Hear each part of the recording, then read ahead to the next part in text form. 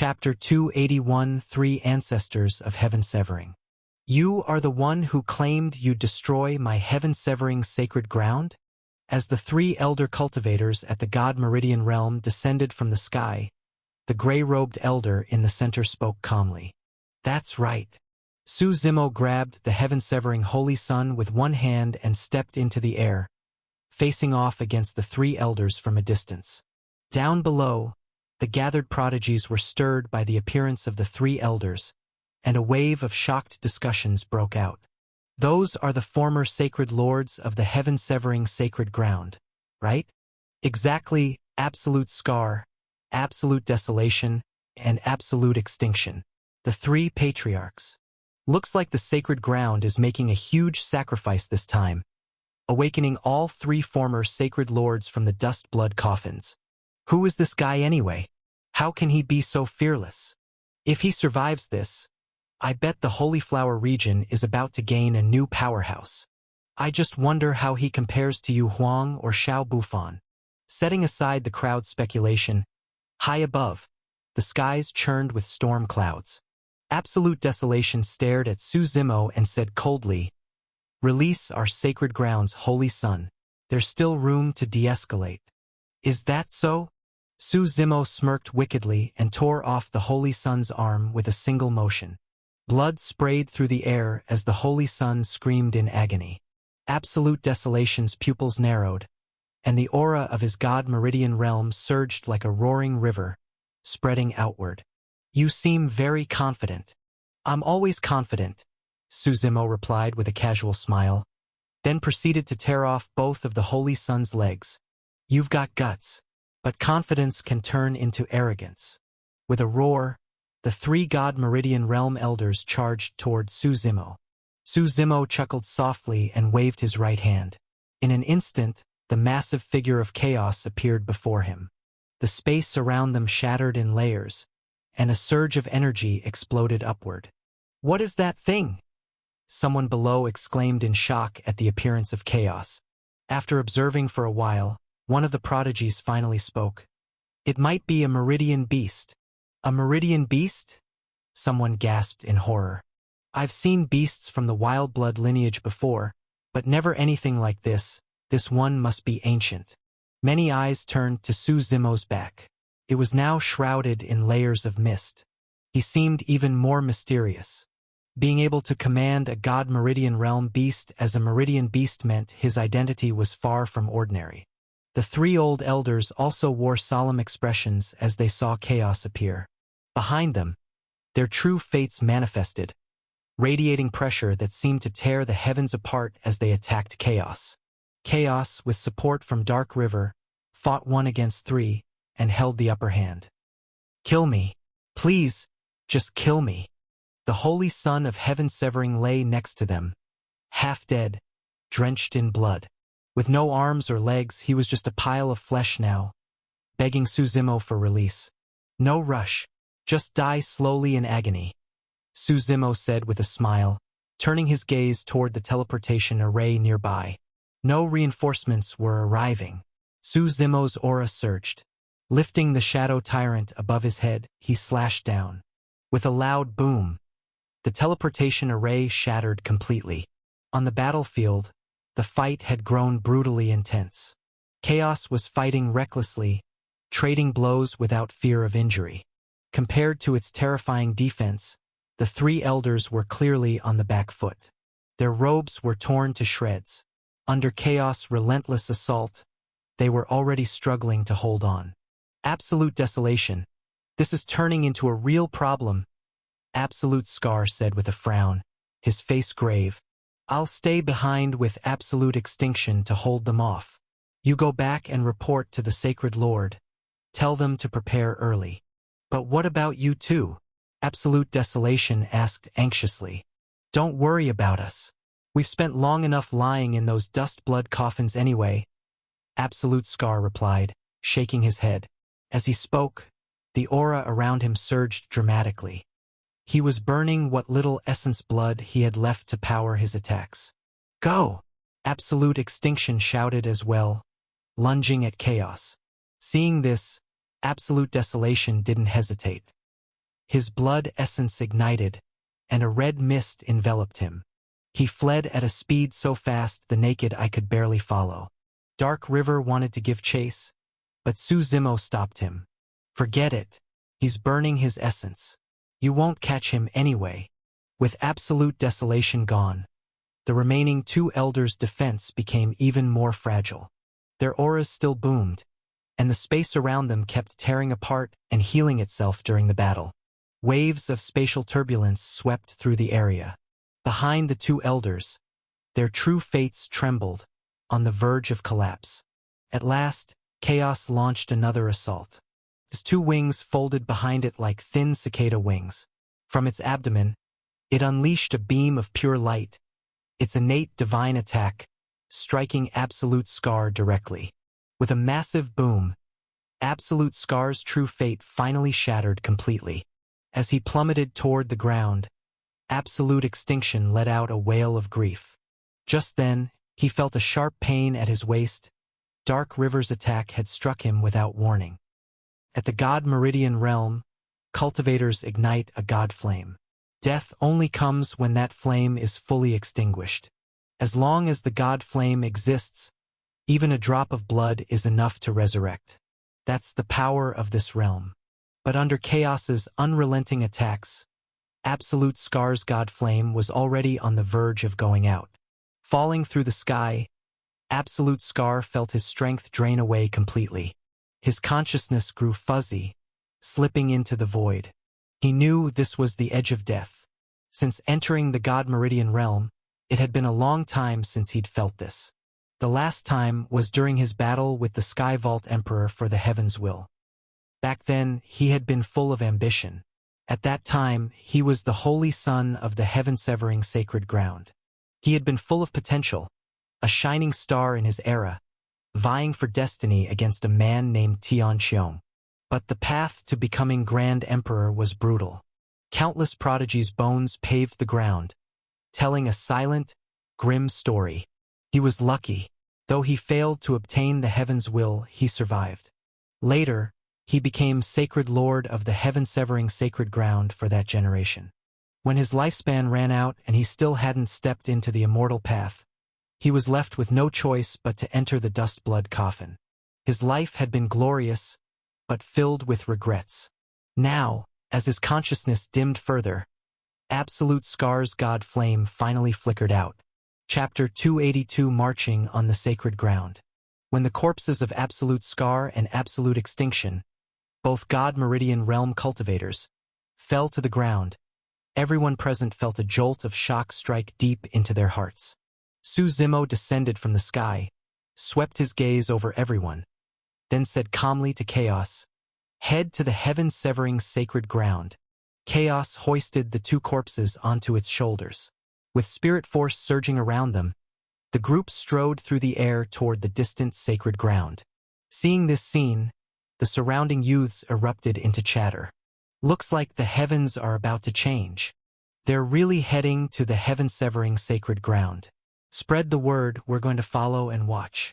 I think he's about to hit a wall. An imperial lineage isn't something to underestimate, especially one that has produced two grand emperors. Enough talk. Let's go and see for ourselves. The battle at the heaven-severing sacred ground was quickly reported back by the Holy Sons to their respective sacred grounds. A storm began to form around heaven-severing city. Though it hadn't yet spread across the entire Holy Flower region, word was already causing an uproar. Countless people rushed to the city, eager to witness the coming battle. Even within various imperial sacred grounds, the top elders gathered in their discussion halls. A floating mirror appeared at the center of one grand hall, reflecting the location of the heaven-severing sacred ground. The scene gradually sharpened and evolved within the mirror. The heaven-severing sacred ground sat just behind heaven-severing city. It was a towering mountain range perpetually shrouded in mist. The peaks rose into the clouds. For those living nearby, this was holy ground. It symbolized absolute authority. Ever since Grand Emperor Zhu Tian rose to power and founded the sacred ground here, the faction had seemingly appeared overnight, swiftly dominating a radius of 10,000 miles. Then, with the rise of Grand Emperor Zhu Tian, the lineage was further empowered. While it might not be the strongest power in the entire Holy Flower region, its legacy was certainly prominent and unmistakable. Endless white mist blanketed the surrounding mountains. From the sky above, the sacred grounds territory stretched far and wide. White cranes soared through the clouds, and birds shrieked sharply within the fog. Palaces stood side by side, row after row built between heaven and earth. The architecture was bold and varied, with mountains piercing the sky. Some sat atop the peaks absorbing the essence of the sun and moon. Others practiced swordsmanship in vast sword prisons below. To the disciples of the heaven-severing sacred ground, this was just another ordinary day. Until Patriarch Absolute Desolation returned, his entire body soaked in blood. Until a loud boom rang through every heart, shaking eardrums and spirits alike. The mist that had enshrouded the lineage for years was suddenly swept away, and people looked up in shock. This sleeping giant, dormant for a millennium, was under siege for the first time. The Sacred Ground's defensive grand array was activated. All senior members rose into the sky under the command of Sacred Lord Absolute Fateless. Facing off from afar, they stood opposite their enemy. The corpses of ancestors Absolute Scar and Absolute Extinction were thrown into the heart of the Sacred Ground. This was clearly a challenge, a trampling of the Sacred Ground's dignity and pride. How long has it been since the Holy Flower region saw real war? And now someone shows up to challenge the heaven-severing Sacred Ground. Some ancient figures watching from the shadows discussed the matter with intrigue. Indeed, there's still time before the heavens will manifest, but the waters of the world are already turning murky. Sacred Lord Absolute Fateless stood at the peak of the Empyrean Meridian realm, his aura surging. While not the strongest in his sacred ground, his insight and leadership were unmatched. Looking at Su Zimo, he asked coldly, "May I ask how my heaven-severing sacred ground has offended you, that things must come to this, one must die? I was paid to settle a score." Su Zimo shrugged with a faint smile. He stood in midair, chaos and dark river at his sides. Their silent god meridian auras thundered across the heavens. "The celestial race sent you, didn't they?" Absolute Fateless said calmly. "I knew those people weren't completely wiped out. Sooner or later, they'd cause trouble." His gaze narrowed on Su Zimo. "By paid, you mean the remnants of the celestial race traded you the Tree of Life, right?" "You're surprisingly well-informed," Su Zimo said with a light laugh. "Well, that's the only thing they had left," Absolute Fateless replied coldly. "But I think you've been deceived. Do you even know what the Tree of Life is? It's a species that's existed since the dawn of the era. Even if you found it, it would do you no good. You'll never truly obtain it." "That doesn't seem like your concern," Su Zimo said. "I'm just here to wipe out your sacred ground. I don't need you to teach me anything else." With a wave of his hand, chaos roared in midair. Its massive claw smashed down, striking the sacred ground's protective barrier with a deafening boom. Ripples spread across the shield's surface. With each successive strike, the barrier shook more violently. Yet the formation wasn't simple. It would take a considerable amount of time even for chaos to break through it. Absolute Fateless narrowed his eyes as he assessed the situation outside, then turned to an elder beside him. "Watch over things here. I'm going to visit the ancestors." The elder quickly nodded. Some people struggle and fight on the path to becoming Grand Emperor.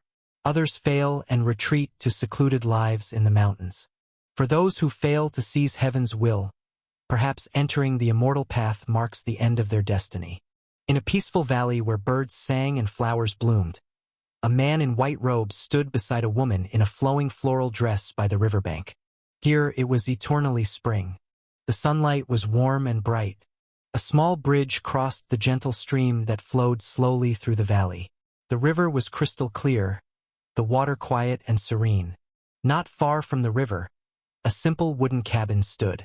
Around it, various flowers, herbs, and trees had been planted. When they bloomed, butterflies would flutter and dance around them. April in the human world was full of fragrance. The woman in the flowered dress sat on a round stone beside the river, while the white-robed man stood in front of an easel, carefully painting her portrait stroke by stroke. He looked up slightly, and they smiled at each other. Warmth and happiness filled the air, carried by the breeze. Then, suddenly, the sound of a horn echoed loudly. The horn was both clear and deep, sending ripples through the space around them. The river's flow suddenly sped up, water gushing and splashing. Even the butterflies, startled by the sound, scattered into the distance. Dir, weit vor me.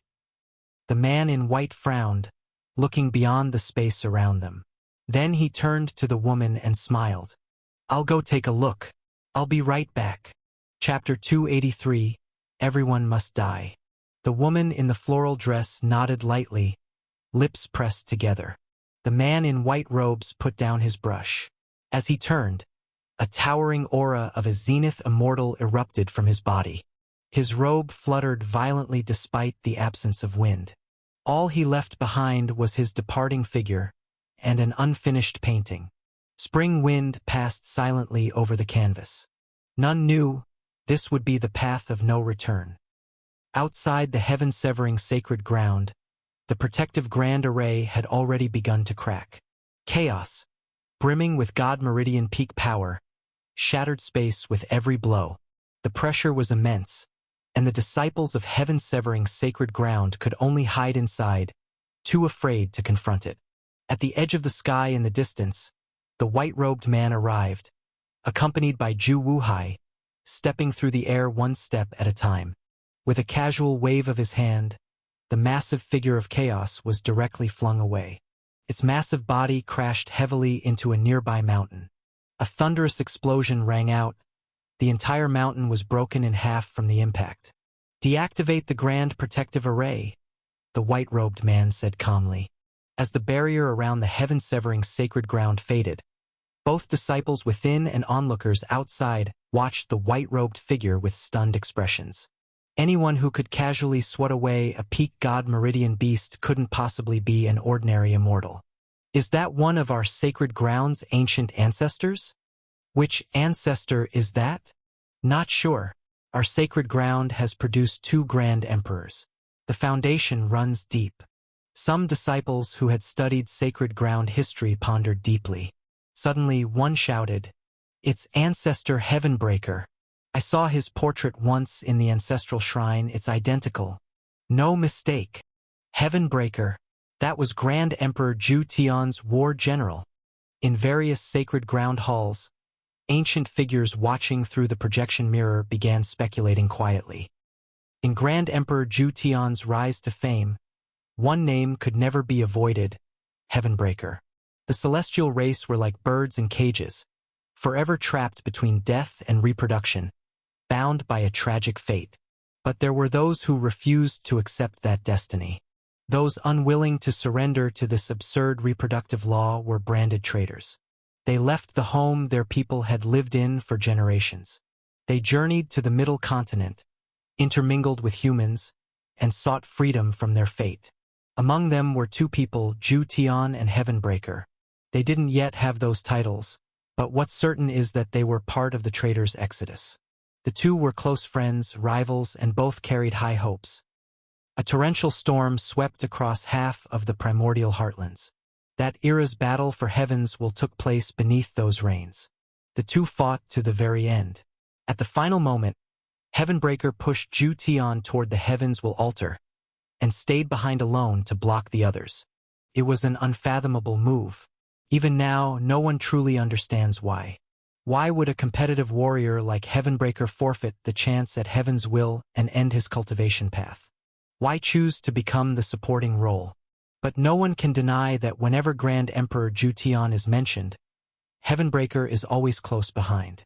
He was a constant presence through the Grand Emperor's entire life. Now, outside the sacred ground, Ancestor Heavenbreaker walked through the air, his immense zenith immortal aura flooding the sky. The entire heaven-severing sacred ground, and even the surrounding city, was smothered beneath his presence, suffocating and oppressive. Heavenbreaker swept his gaze across the gathered crowd. Even distant spectators felt frozen in place, a deep tremor from the soul as if even their blood had congealed. "Are you here to destroy the sacred ground?" Heavenbreaker asked Suzimo in a calm voice. "Yes." Suzimo nodded with composure. "I sense the aura of the leaf of life on you. What's your connection to the celestial race?" Heavenbreaker asked, frowning. "You don't know?" Suzimo asked in surprise. "What do you mean?" Heavenbreaker looked confused. He turned to stare at Absolute Fateless. Absolute Fateless' face instantly turned pale. After a long silence, he stammered, unable to form words. "What's going on?" Heavenbreaker asked coldly. "We exterminated the celestial race." After a long pause, Absolute Fateless finally muttered in a low voice. "What?" Heavenbreaker trembled. His expression changed dramatically as his aura surged wildly. "Who gave you the right to do that?" Heavenbreaker demanded angrily. "It was me." A deep voice echoed across the heavens. An old man in green robes walked across the sky from afar. He had the appearance of a sage, white hair, youthful face, and the overwhelming aura of an undying immortal surrounded him. His immortal might rumbled across the skies. A long green sword was strapped to his back. "Absolute Tao," Heavenbreaker called out, his voice low as he recognized the elder. The crowd erupted in shock. Ancestor Absolute Tao. He was Grand Emperor Zhu Tian's war general. Both of the sacred ground's top ancestors have returned. What a day this is! "Who gave you the order to exterminate the celestial race?" Heavenbreaker asked coldly. "Ancestor." The green-robed Absolute Tao greeted Heavenbreaker first. After all, Heavenbreaker had helped carry the heavens even before the Grand Emperor Zhu Tian had been born, let alone Absolute Tao himself. "What's wrong with exterminating them?" Absolute Tao replied indifferently. "I only asked them to hand over the leaf of life. I intended to raise them like livestock, but they didn't value the opportunity. They insisted on fighting to the death. It ended in their annihilation. Don't you think letting them keep the leaf of life was just a waste?" "You!" Heavenbreaker pointed a trembling finger at Absolute Tao, his face flushed with rage, unable to speak. "We should deal with the current threat first," Absolute Tao said calmly, locking eyes with Suzimo. Heavenbreaker's gaze turned cold. He snorted. "Once this is over, I'll personally capture you and take you to beg forgiveness from the celestial race's survivors." "Spare me your so-called pity," Absolute Tao scoffed. Then, "Gentlemen, I think we're done talking?" Suzimo interrupted, his tone flat. "None of you are leaving today." "You arrogant brat," Absolute Tao sneered. Suzimo simply smiled. In that instant, a boundless demonic aura erupted into the sky. The entire heavens were instantly sealed off. The onlookers suddenly went blind. All they saw was darkness. In the midst of the raging demonic energy, 5 distinct immortal auras surged from different directions, shaking the entire sky. Chapter 284, The 5 Immortals. As the 5 overwhelming immortal auras surged through the sky, everyone in the heaven-severing sacred ground looked up, their faces filled with shock. Black mist shrouded the heavens, leaving outsiders in the dark, unable to see what was happening, only able to anxiously guess. Inside the black mist, the 5 immortal auras combined to suppress the entire heaven-severing sacred ground. 5 immortal path powerhouses stepped out from the void, their terrifying aura almost tearing the sky apart. 5 immortals? Someone from heaven-severing sacred ground cried out in despair. To most, even witnessing one immortal in a lifetime was rare. Seeing 5 at once was an unimaginable shock. All 5 wore white robes, with immortal elegance and grace. Their boundless aura surged like a storm tide across the heavens. 2 of them were immortal sovereigns. 2 were in the arcane immortal realm, and the one in the center radiated an even greater presence, an undying immortal. "Greetings, my lord," the 5 said, bowing slightly as Suzimo appeared. Suzimo nodded with a smile. These 5 were from the Divine Gate, personally summoned by Su Zimo from the Elden Lands through the favor of the God Emperor. Though with Paimon by his side, Su Zimo hadn't feared the heaven-severing sacred ground. He didn't want to waste time. Since his goal was to exterminate them, he might as well crush it with overwhelming force. He hadn't let these 5 reveal themselves earlier for fear of alerting the enemy. He wanted them to stay and fight, not flee. Now, with all 5 immortals revealed, both Ancestor Absolute Tao and Ancestor Heavenbreaker turned pale. "Who are you really?" Heavenbreaker asked, stunned. "The man here to destroy your lineage. What's with all the questions?" Su Zimo replied with a smile. He hovered high above, ignoring Dark River's dazed expression beside him.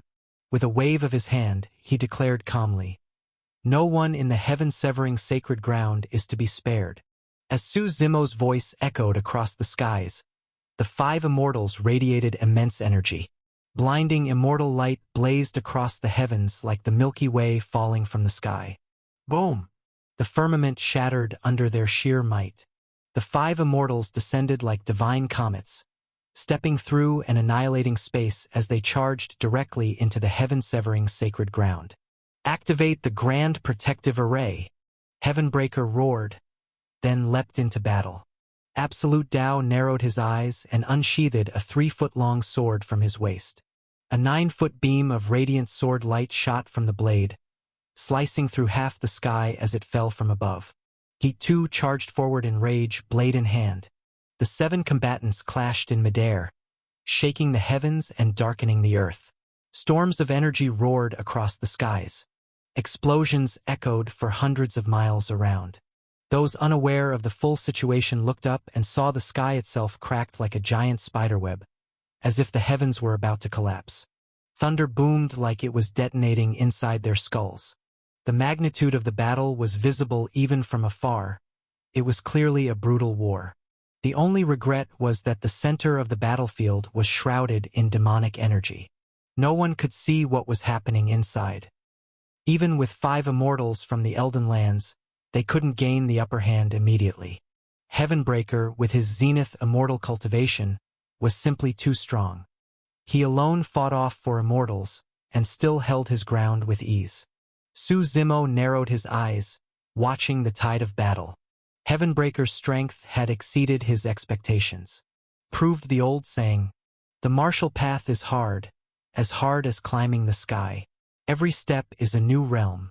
In the later stages, even a small difference in realm made a vast difference in strength. Heavenbreaker slammed a palm downward. The space that had just begun to mend was shattered once again. He stepped back slightly, his immortal aura growing even more intense. He looked at Su Zimo and said calmly, "We can still end this peacefully. If you leave now, we won't pursue you. What do you say? If you've got a trump card, use it." "I didn't come here to leave," Su Zimo replied, shaking his head. Heavenbreaker's eyes flashed. From his storage ring, he slowly pulled out a painting. His expression turned solemn as he carefully unfurled it. The painting showed a man, or rather, the back of a man. He wore a golden robe and had short hair. The image radiated an otherworldly, transcendent aura. As the painting was unveiled, a terrifying Grand Emperors might burst into the sky like a tidal wave. In that moment, no matter how strong one's immortal power was, they were all suppressed. It was as if the Grand Emperor's presence was the absolute ruler of the world. The sky roiled. Grand Emperors might pierced through the clouds. Everyone across the Holy Flower region felt the pressure of that imperial presence. It weighed heavily on the hearts of all living beings, triggering flashes of past memories, of battles waged to ascend to the imperial throne, of corpses paving the road to the heavens. In that moment, the man in the painting seemed to come alive, slowly turning around. The heavens shattered, storms howled. His face was clearly drawn, but somehow cloaked in mist. No one could make it out clearly. It was bizarre, impossible to grasp or describe. "That's the portrait of our founder," the elders of the heaven-severing sacred ground exclaimed excitedly. They all dropped to their knees and shouted the name of Grand Emperor Jutian. Before ascending, our founder painted this self-portrait himself and gave it to Ancestor Heavenbreaker. An elder who knew the backstory whispered, "The founder is wise and holy." As the figure in the painting turned, a massive hand emerged from the canvas. It shattered space with ease, pressing down toward the 5 immortals of the divine gate. With a flick, the heavens changed. An ancient, boundless force rippled through the sky. Boom! Half the sky collapsed. The 5 immortals were flung away violently, all injured from just one strike. As the hand struck, a crack appeared in the painting. When the hand reached out again, aiming to suppress them once more, another crack split across the artwork. Su Zimo narrowed his eyes and said coolly, "So Grand Emperor Ju Tian really did pull out all the stops. He actually left behind a trace of his true soul in this painting. Before his soul shatters, it's enough to suppress you," Heavenbreaker said flatly. "In that case," Su Zimo replied calmly, "let's finish this."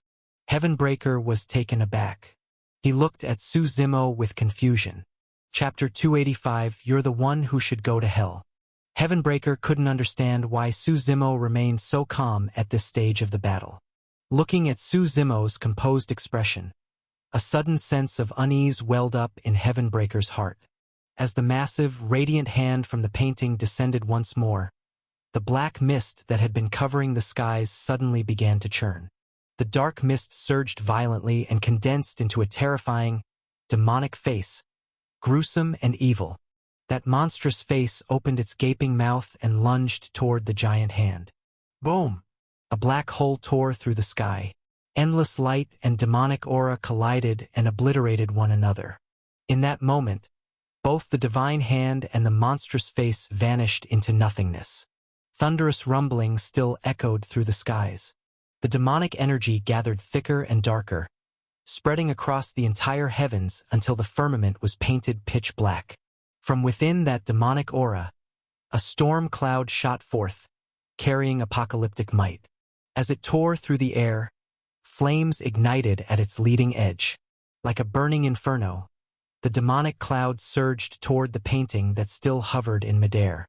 The cloud smashed through it like paper, falling directly onto the painting. In that instant, the demonic aura turned even more violent. The painting resisted for only a moment before it was engulfed and incinerated. All that remained was smoke and ashes, swirling through the shattered sky. Heavenbreaker stood frozen, staring at the disintegrated painting, completely stunned. From the space where the painting had vanished, Paimon's massive figure slowly emerged. Demonic aura surged around him. He opened his eyes, like a primordial demon awakened from ancient chaos. His pressure was overwhelming. Is that a Grand Emperor? Heavenbreaker gasped in horror, feeling Paimon's fearsome power. No, impossible. The heavens hasn't manifested yet. How could there be an emperor? He quickly shook his head, trying to dismiss the thought. Who are you? He asked Paimon, trembling. The dead don't need to know. Paimon's voice boomed across the heavens as he pressed his palm down. Infinite Tao resonance rippled outward. The sound of the grand Tao thundered solemnly through the skies. The giant demonic hand surged with endless black energy. Boom! Heavenbreaker was sent flying. The ground he had stood on split with several rifts, and an entire region of space collapsed inward. Paimon's palm continued downward, tearing through the heaven-severing sacred ground's protective array. Towering mountains crumbled into ruins. Hundreds of disciples, unable to escape in time, were buried beneath the rubble. I'll hold him off. Take the disciples and run, Heavenbreaker shouted to Absolute Tao. I'm afraid we won't get that chance, Absolute Tao sighed. The 5 immortals from the Divine Gate had already surrounded them. Their combined pressure locked down the entire area. There was no way out. With 5 immortals sealing the perimeter, escape was nearly impossible. Are the heavens really going to destroy the heaven-severing sacred ground? Heavenbreaker looked up at the sky and said bitterly. He turned his head one last time to look at the mighty lineage built in the mists, a force that had endured through multiple eras. He was one of the first to leave the celestial race. He had helped build this sect with his own hands. There was no one left in the lineage with more history or love for it than him. It was like his own child. He had watched that child stumble and grow step by step. And now, Heavenbreaker turned to Su Zimo and said solemnly, "Is there really no room for compromise? I was entrusted with a task, and I fulfill it loyally."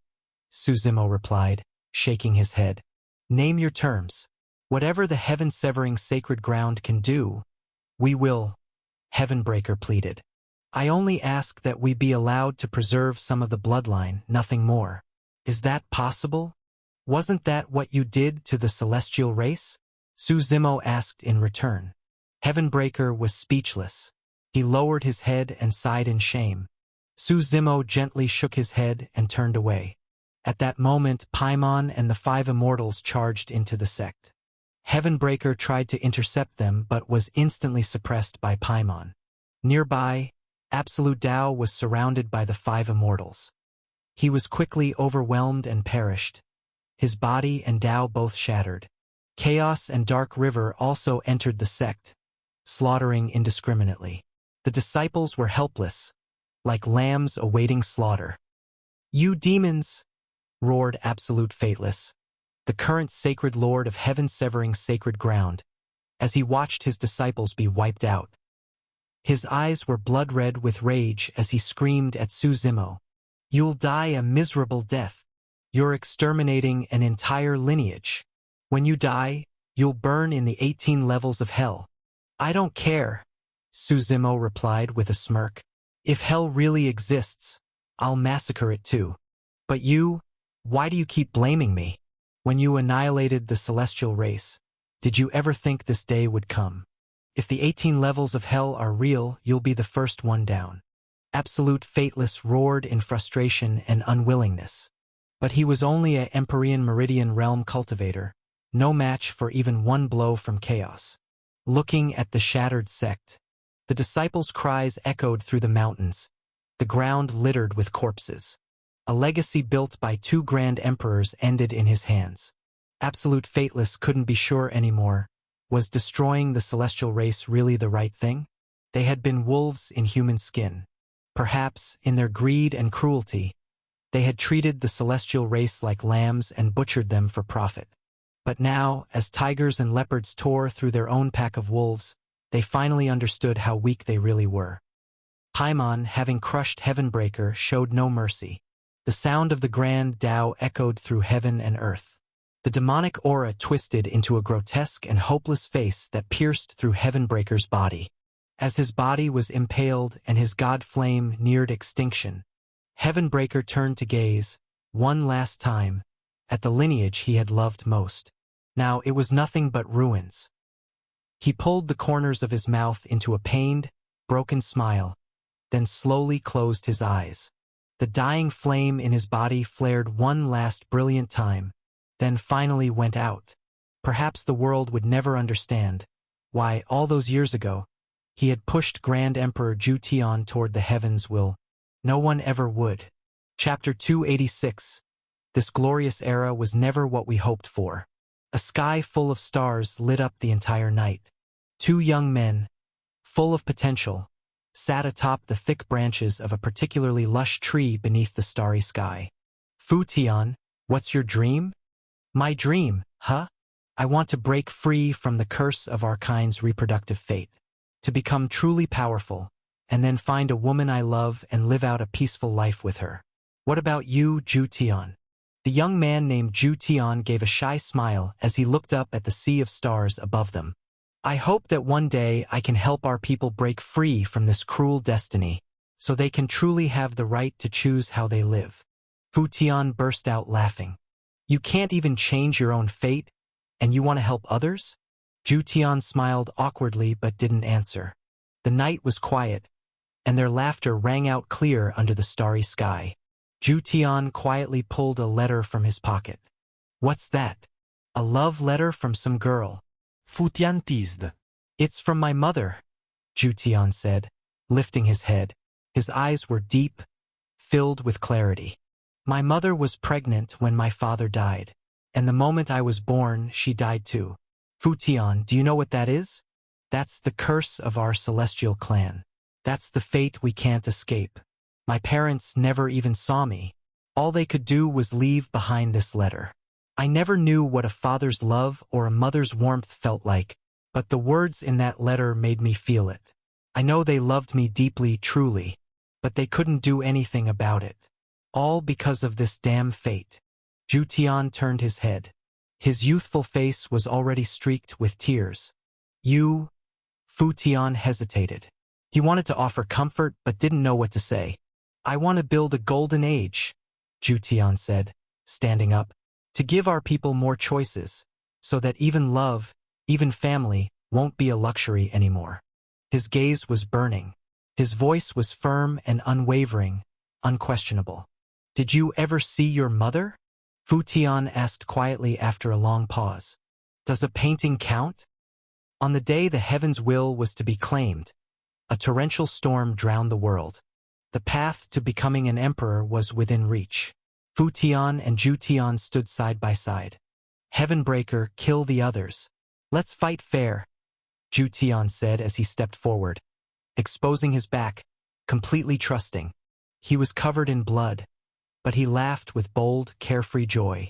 That shy boy beneath the stars had grown into a man. No. You go.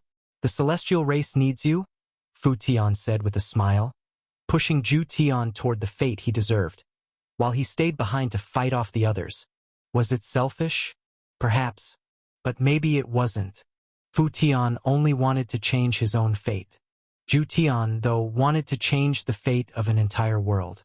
In both ambition and responsibility, Fu Tian had never matched Zhu Tian. In that moment, when he pushed Zhu Tian toward heaven's will, Fu Tian felt as if his entire being radiated with divine light. He realized he had been great if only for a moment. He had once defeated famous geniuses. He had earned the praise of powerful figures.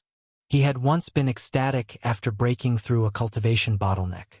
And he had, on a spring afternoon, fallen awkwardly in love with a girl for the first time. But nothing in his life had ever made him feel greater than the moment he gave Zhu Tian the chance to become the Grand Emperor.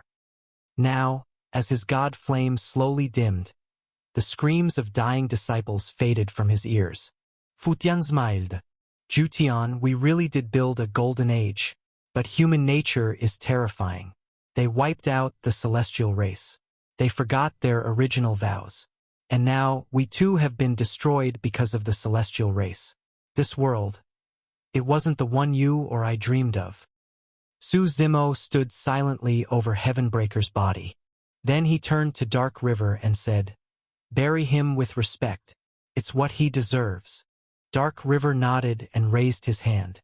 The ground split open, forming a 100-meter-deep pit. He gently placed Heavenbreaker's body inside. Su Zimo then walked over to the corpse of Absolute Tao Ancestor. He picked up the long sword in his hand. The Heaven-Slaying Sword, a Grand Emperor true treasure left behind by Grand Emperor Zhu Tian. Without staying long, Su Zimo, accompanied by Dark River, made his way to the Heaven-Severing Sacred Grounds treasury. By now, the lineage had become a complete ruin. Saying it was littered with corpses was no exaggeration. Blood mist rained from the sky. The ground flowed with rivers of blood. The stench of blood choked the air. The lineage's treasure vault was located inside a grand, standalone palace. Half the structure had collapsed. Some desperate disciples were even trying to loot it. Human nature, Su Zimo said with a small laugh. Dark River's true fate emerged. A blood-colored river swept through, annihilating all the looters, leaving not even bones behind. Su Zimo took out a spatial ring and swept all the visible treasures into it. He moved to the center of the hall and closed his eyes, sensing. Inside the palace, he discovered a hidden teleportation array. He and Dark River stepped into it. The array activated. The scene around them changed, and they appeared in a secluded small world. A lineage like Heaven-Severing Sacred Ground, with thousands of years of history, clearly wouldn't store all its secrets in just one hall. In this miniature world, Dark River was stunned.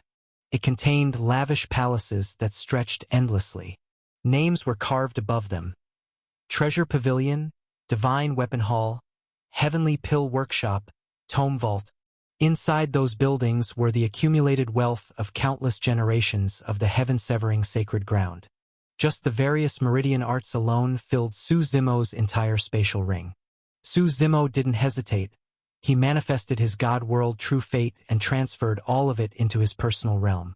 Weapons, divine pills, cultivation manuals, ancient artifacts, many rare and never-before-seen items. Only when he had completely emptied the realm did he leave this particle world. Back in the real world, the heaven-severing sacred ground had reached its end. Su Zimo stood amidst what looked like a scene from hell. He had the 5 immortals conceal themselves, and Paimon gradually dispersed the thick black mist cloaking the battlefield. As the mist lifted, tens of thousands of eyes from across the Holy Flower region turned to look. Everyone wanted to know the final result. Those nearby who had come to spectate, even the almighty cultivators watching through magical mirrors, all wore expressions of shock and gravity. Some were even stunned speechless. To call this place hell would be an understatement. Mountains of corpses were piled high. The heaven-severing sacred ground is finished. That was the thought flashing through everyone's minds. They looked up at the youth standing in the sky, swallowed hard, their hearts trembling. Fear, awe, reverence, worship, perhaps all of those feelings and more. But before anyone could fully process what had just happened, a voice suddenly boomed across the heavens. Tell the people of the Heaven Ascension Holy Mountain, I'll be arriving in 3 days. Chapter 287, Arrival at the Holy Mountain. As Su Zimo's voice echoed across the sky, the onlookers around Heaven-Severing City felt another tremor ripple through their hearts. No one knew how Heaven Ascension Holy Mountain had provoked Su Zimo, but people's attitudes immediately shifted. Everyone began talking at once.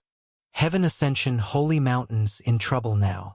This harbinger of slaughter even wiped out the Heaven-Severing sect, a lineage with 2 grand emperors.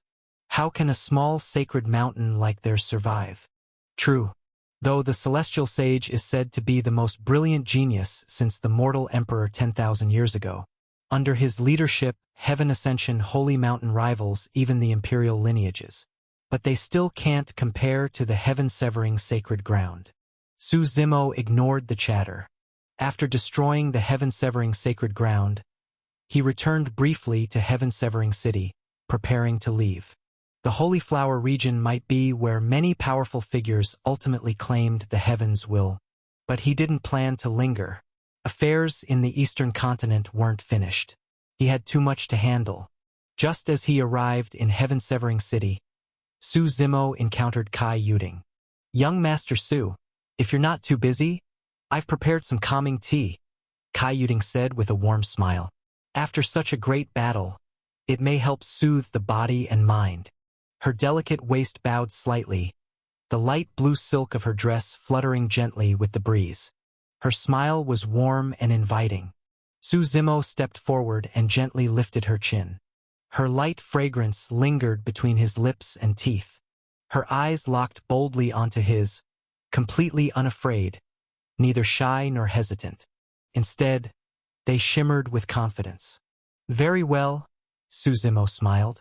Maybe I won't leave tonight. Would it be all right if I stayed over? Kai Yuding froze slightly, her cheeks slowly flushing pink. Her long eyelashes fluttered, and her head dipped slightly beneath Su Zimo's hand. As you wish, young master. Su Zimo laughed heartily, then lowered his hand. You do have an alluring charm, he said calmly. But women to me are like tea, and your family's tea doesn't interest me. Unless you have something that can make me stronger, your beauty alone isn't enough. With that, Su Zimo turned and walked away, leaving Kai Yuding stunned in place. The Kai clan wanted to bet on Su Zimo's rise, hoping to latch onto his ship. He didn't necessarily oppose that, but even if someone wanted to ride his ship, they needed the qualifications. And beauty alone wasn't enough. Leaving Heaven-Severing City, Su Zimo didn't care how the world would interpret or react to the destruction of the Heaven-Severing sacred ground. He and Dark River continued toward Heaven Ascension Holy Mountain. After several days of travel, they finally arrived outside Fireflow City. Just as they reached the city gates, a young man came running toward them. He wore black robes, had a handsome face, and carried himself with refined charm. "You must be young Master Su," the man greeted respectfully. "And you are?" Su Zimo asked indifferently. "Let me introduce myself. My name is Xiao Teng, from Azure Mountain." The man replied quickly. "Azure Mountain?" Su Zimo frowned slightly. He remembered hearing about it during his earlier travels. This Xiao Teng was the reason the sect had been destroyed by the Abyssal Dragon Prince. "You need something from me?" Su Zimo asked with some interest. "I want to ask a favor of you," Xiao Teng said seriously. "Go ahead. I want you to help me destroy the Abyssal Dragon Empire." Xiao Teng's eyes flickered with deep hatred. "He wiped out my entire sect. I won't let him go unpunished. Do I look like someone who does favors for free?" Su Zimo riplit falati. "Please don't misunderstand. I'm willing to offer the inheritance of a Grand Emperor as payment," Xiao Teng explained confidently. "A Grand Emperor's inheritance?"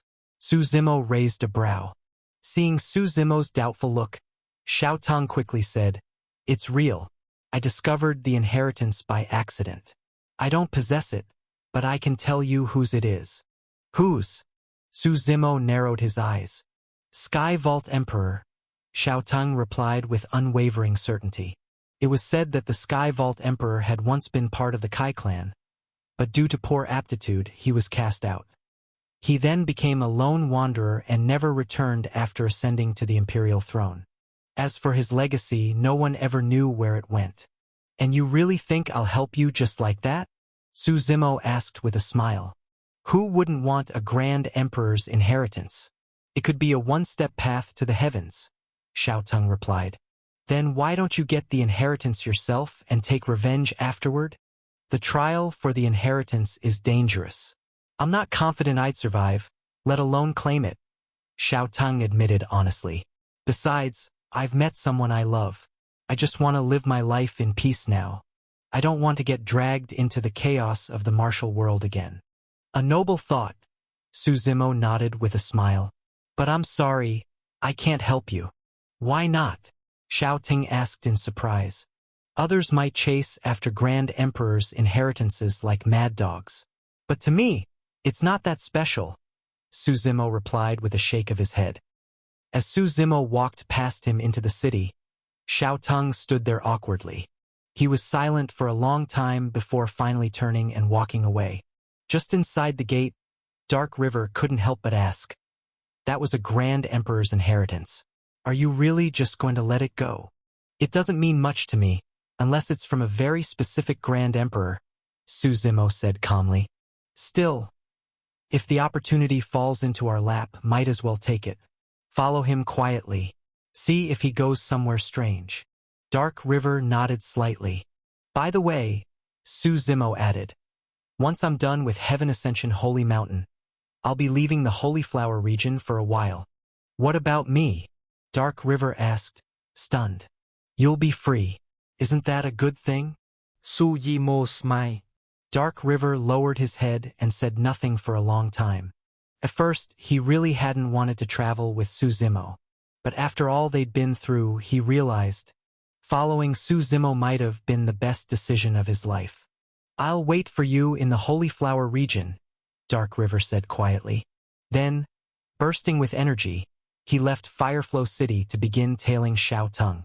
Watching Dark River disappear, Su Zimo chuckled and shook his head. "Another one won over by my charm." Heaven Ascension Holy Mountain wasn't far from Fireflow City. As a dominant power in the region, its name rang out like thunder across this land. Chapter 288. Even the grass on their graves is a meter tall. In the era when the mortal emperor bore the heaven's will, the celestial sage was just born. From a young age, he had an extraordinary physique and remarkable talent. At that time, the mortal emperor had not yet ascended, and he had personally guided the celestial sage several times. Because of that, the current Heaven Ascension Holy Mountain maintained a good relationship with the immortal mortal sacred ground. As the celestial sage grew more powerful, he led the holy mountain to greater and greater heights. Eventually, the sect was renamed Heaven Ascension Holy Mountain and gained enough strength to rival the ordinary imperial lineages. A massive mountain stood towering between heaven and earth. It was forged from more than a dozen mountains joined together. Someone once shifted mountains and stars, using supreme divine power to fuse multiple great peaks into one. This act is likely the proudest achievement of those from the Heaven Ascension Holy Mountain, because this mountain was assembled by the mortal emperor himself before he ascended. The mountain was shrouded in immortal mist. Standing at its base, one could not see its peak. Its grandeur and magnificence were only a fragment of its full splendor. Su Zimo muttered softly to himself, "Who holds up the northwest sky? This mountain stands as the pillar. Once, I looked down from its peak, the vast energies linked to the lands of the immortals." Then, with spirit force surging around him, he leapt into the air and soared toward the mountaintop. The higher he flew, the more imposing the mountain felt. Perhaps in all of the Holy Flower region, there were only a few peaks that could rival this one. When Su Zimo finally reached the summit, white clouds curled around him. The scenery was tranquil and pleasant. A gentle breeze carried the scent of incense, brushing past the immortal trees atop the peak. On a smooth boulder at the summit sat two elderly men with white beards and an air of immortal dignity. The wind stirred their robes, and then even the breeze and the very air seemed to freeze, as though time itself had stopped. As Su Zimo approached, the two men opened their eyes in unison. A faint divine pressure emanated from their bodies. "So, you were expecting me?" Su Zimo said calmly. "We've awaited your presence for quite some time," said the elder in white as he rose. "Oh," Su Zimo asked lightly. "I am the celestial sage, the founder of this holy mountain," said the elder on the left. "And this is Elder Mortal Cloud of the immortal mortal sacred ground." Su Zimo glanced at the old man on the right. He hadn't expected the immortal mortal sacred ground to be so invested in the Heaven Ascension Holy Mountain. Even though the immortal mortal sacred ground only had one grand emperor, because the mortal emperor had ascended not long ago, the generals he left behind were still young. They were still in their prime and full of untapped potential. So no one truly knew how powerful the lineage was. Even in the Holy Flower region, the famed heaven-severing sacred ground didn't hold as much weight as the immortal mortal sacred ground. "What now? Trying to pressure me? Or do you two really think you can keep me here?" Su Zimo asked with composure. "You misunderstand us, sir. I am merely here to mediate this situation," Elder Mortal Cloud quickly replied. "Mediation?" Su Zimo smiled. "Let's hear it. We of the Holy Mountain have no intention of becoming your enemies," said the celestial sage. "We are willing to apologize for what happened and hope to reconcile. Reconciliation is possible. But I have two conditions," Su Zimo replied. "Please speak. Your friends from the martial Zenith sacred ground have already been released," the celestial sage said. Su Zimo nodded. "First, the one who started all this, Een Kyer, must die. That can be arranged." The celestial sage nodded slightly, clearly prepared for that condition. "Second," Su Zimo paused before continuing, "I want your heaven derivation astrolabe." "That's impossible." The sage's expression shifted the moment the words left Su Zimo's mouth, and he immediately refused. "Sir, aren't you pushing us too far?" "You need to understand something," Su Zimo replied coldly. "I'm not negotiating with you. I'm giving you an order. Even if you refuse, I'll just wipe out your sect and take it myself. Or you can hand it over willingly and spare yourself. The only difference is how much trouble I want to go through." "You're that confident?" The sage narrowed his eyes, a dangerous glint flashing within them. "The last sect to ask me that," Su Zimo said calmly, "was the Enyang sect. The grass on their graves is already a meter tall. You?"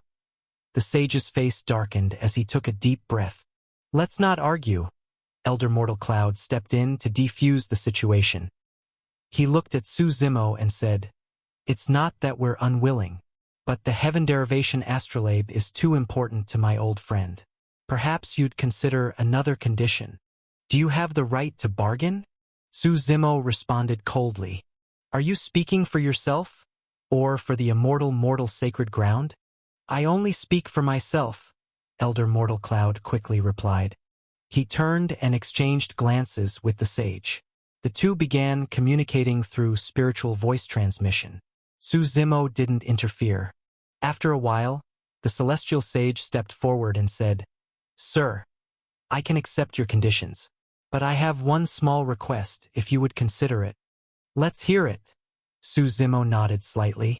Our Heaven Ascension Holy Mountain happens to have a vacant guest elder position. Would you be interested? The sage asked tentatively. Trying to recruit me, huh? Interesting. Su Zimo laughed. But let me be clear with you up front. Back in Heaven-Severing City, I killed the sacred Buddha and seriously wounded the ghost demon prince and Luo He. So, I've pretty much made enemies of the three major imperial lineages backing them. If you want me as a guest elder, you'd better be sure. Well, the sage hesitated at Su Zimo's words. Brother, think carefully. No one walks the path to becoming a grand emperor without risks, Elder Mortal Cloud advised. Your holy mountain is clearly not fated for the heaven's will in this generation. If you don't seize opportunities like this, your sect will be left behind. But if those three major sects come after us, we can't bear the consequences, the sage said, clearly torn. Brother, you've grown too cautious, Mortal Cloud replied. Remember when you came alone to our immortal mortal sacred ground to seek teachings from our mortal emperor? Where's that boldness now? Now everything you do is hesitant and fearful. The celestial sage froze at Mortal Cloud's words. Then he chuckled at himself and said, I've entered the game now. I can't be as carefree as I once was. In the end, 10,000 years from now, we'll both be nothing but dust beneath our feet. Why not use what little time we have to do something great? Take a gamble, you might just find a new path, Mortal Cloud said with a smile. The celestial sage fell into deep thought, then finally nodded. He looked at Su Zimo and asked, Sir, would you be willing? Our Heaven Ascension Holy Mountain is ready to take the gamble. Chapter 289, Setting Out for the Eastern Continent. You can board my ship if you want, Su Zimo said calmly. But from now on, if I give any orders, you must obey them. This is the price you pay before you reap the rewards. So long as it's within reason, of course we'll stand with you, the celestial sage replied with a smile. Very well then, I accept the guest elder position, Su Zimo said with a light smile. Great, we're one family now. No need to be so formal, Elder Mortal Cloud said with a grin. Please, stay on the Heaven Ascension Holy Mountain for a few days. Just call me Young Master Su, Su Zimo replied with a smile. In that case, Young Master Su, please make yourself at home. The celestial sage also smiled. I'll have the Heaven Derivation Astrolabe sent to you shortly. Su Zimo stood at the summit of the mountain and looked around, finding many spiritual trees and rare herbs planted there. The place was lush with flowers and vegetation. Amid the greenery, a wooden hut stood alone. This your residence? Su Zimo asked, intrigued. Yes, it's quiet and peaceful. A place for cultivating the heart, the saint replied with a smile. The celestial sage had already reached the immortal sovereign realm and was striving to ascend into the undying immortal realm. At this level, spirit force alone wasn't enough to progress. Every step forward required deeper understanding of one's Tao heart, clarity on the martial path one wished to follow, and how to evolve it. One had to remain unshaken and not get lost along the way. For beings at this stage, it wasn't uncommon to go into seclusion for 1,000 years without food or drink, just to study their path. Meanwhile, within the Heaven Ascension Holy Mountain, Yin Kaier, Yin Wushuang, and a large group of disciples had gathered. Though Yin Kaier looked calm on the surface, her pale complexion revealed her inner turmoil. Senior Sister Yin, don't worry. The ancestor personally came out of seclusion this time. It'll be fine, a disciple reassured her. But I heard he destroyed the entire heaven-severing sacred ground. Is it really going to be okay? Another disciple asked hesitantly. What are you afraid of? I heard the ancestor invited people from the immortal mortal sacred ground. I doubt Su Zimo would dare act recklessly. Another disciple scoffed. Yin Kaier took a deep breath and looked at Yin Wushuang beside her. Sister, if something really happens, you must save me. I'll do my best. Yin Wushuang nodded. Just then, four figures descended from the sky. Besides Su Zimo and the two elders, the fourth was Lin Fengyue, the sect master of Heaven Ascension Holy Mountain. As the four arrived, the gathered disciples quickly knelt in greeting. Rise, Lin Fengyue sighed and said. Everyone else, leave. Kaier, stay. Sect master. Yin Kaier looked up at Su Zimo with panic in her eyes. Didn't expect we'd meet again, did you? Su Zimo smiled faintly. I let you go once before, and you didn't treasure it. Now that I've come to the Heaven Ascension Holy Mountain to kill you, what of it? Young Master Su, please spare me. I was blind and foolish. Yin Kaier begged desperately. But no matter how much she pleaded, Su Zimo remained smiling, unmoved. Seeing this, Yin Kaier turned to Lin Fengyue, hoping he'd intervene. You have to face the consequences of your own actions. Lin Fengyue shook his head. Kaier, I watched you grow up. It's not like I'm heartless. Young Master Su, please spare my sister. Don't stoop to her level. Yin Wushuang also pleaded. I already gave you face once at the Lu estate, Su Zimo said flatly, looking at her. Don't push your luck. Your face isn't worth that much. Hearing this, Lin Fengyue quickly shouted, Wushuang, step back. Seeing this unfold, Yin Kaier wiped the tears from her face. Her expression suddenly calmed. She asked, Is there really no chance at all? Take your own life, Su Zimo said as he tossed her a short sword. Out of respect for your ancestor, I'll let you die in one piece. Yin Kaier's hands trembled as she took the blade. After a deep breath, she lifted it toward her own neck, but in the next instant, the blade turned and she lunged at Su Zimo instead. Ungrateful fool! Su Zimo snorted coldly. Spirit force surged around him, and with a single palm strike, he sent her flying. The blow was so powerful it pierced through her chest. A gaping, bloody hole exploded in her body. Yin Kaier collapsed, lifeless. Bury her? Lin Fengyue said softly, unable to keep watching. No, Su Zimo replied flatly. Throw her corpse to the beasts on the mountain. Lin Fengyue paused, looked at the celestial sage beside him, then finally nodded. After staying a few days on the Heaven Ascension Holy Mountain, Su Zimo prepared to leave. During his stay, he had received the Heaven Derivation Astrolabe. The disk was oval in shape, appearing like a pocket-sized night sky. Countless stars shimmered, and a silver river of stardust flowed through it, beautiful and ethereal. For Su Zimo, it was merely a support tool, something to keep handy in case of emergencies. There was a teleportation array that could take him from the Holy Flower region to the Eastern continent. However, the Heaven Ascension Holy Mountain didn't have one, so Su Zimo had to return to Dark Corner Capital instead. To assist, the Heaven Ascension Holy Mountain dispatched a sage ship to take him there. Dark Corner Capital was as grim as ever. Murder and sin ran rampant. Perhaps surviving long-term in a place like this really could remake a person. As Su Zimo entered the city, he noticed the atmosphere was tenser than usual. There were more people dressed in gray robes, each with a long sword strapped to their backs. They patrolled the city frequently, searching for someone. Though many were angry, no one dared resist. Su Zimo paid no attention and returned to the Mo Imperial clan's little tea house. He asked the Mo Imperial clan to prepare the teleportation array. He intended to return to the Eastern continent. But Mo Zhan informed him that Dark Corner Capital had issued a new restriction. No one was allowed to use teleportation arrays to leave the city. They could only be used for incoming travel from outside. Who made this rule? Su Zimo asked calmly. It was the Thousand Sword Gate, Mo Zhan quickly answered. Maybe you should wait a few days, sir. They're searching for someone in the city, or so I've heard. Dark Corner Capital had 3 major powers: Death God Palace, Radiant Temple, and the Thousand Sword Gate. Su Zimo smirked with interest, then narrowed his eyes and said, "Looks like destroying the Death God Palace wasn't enough of a lesson for some people.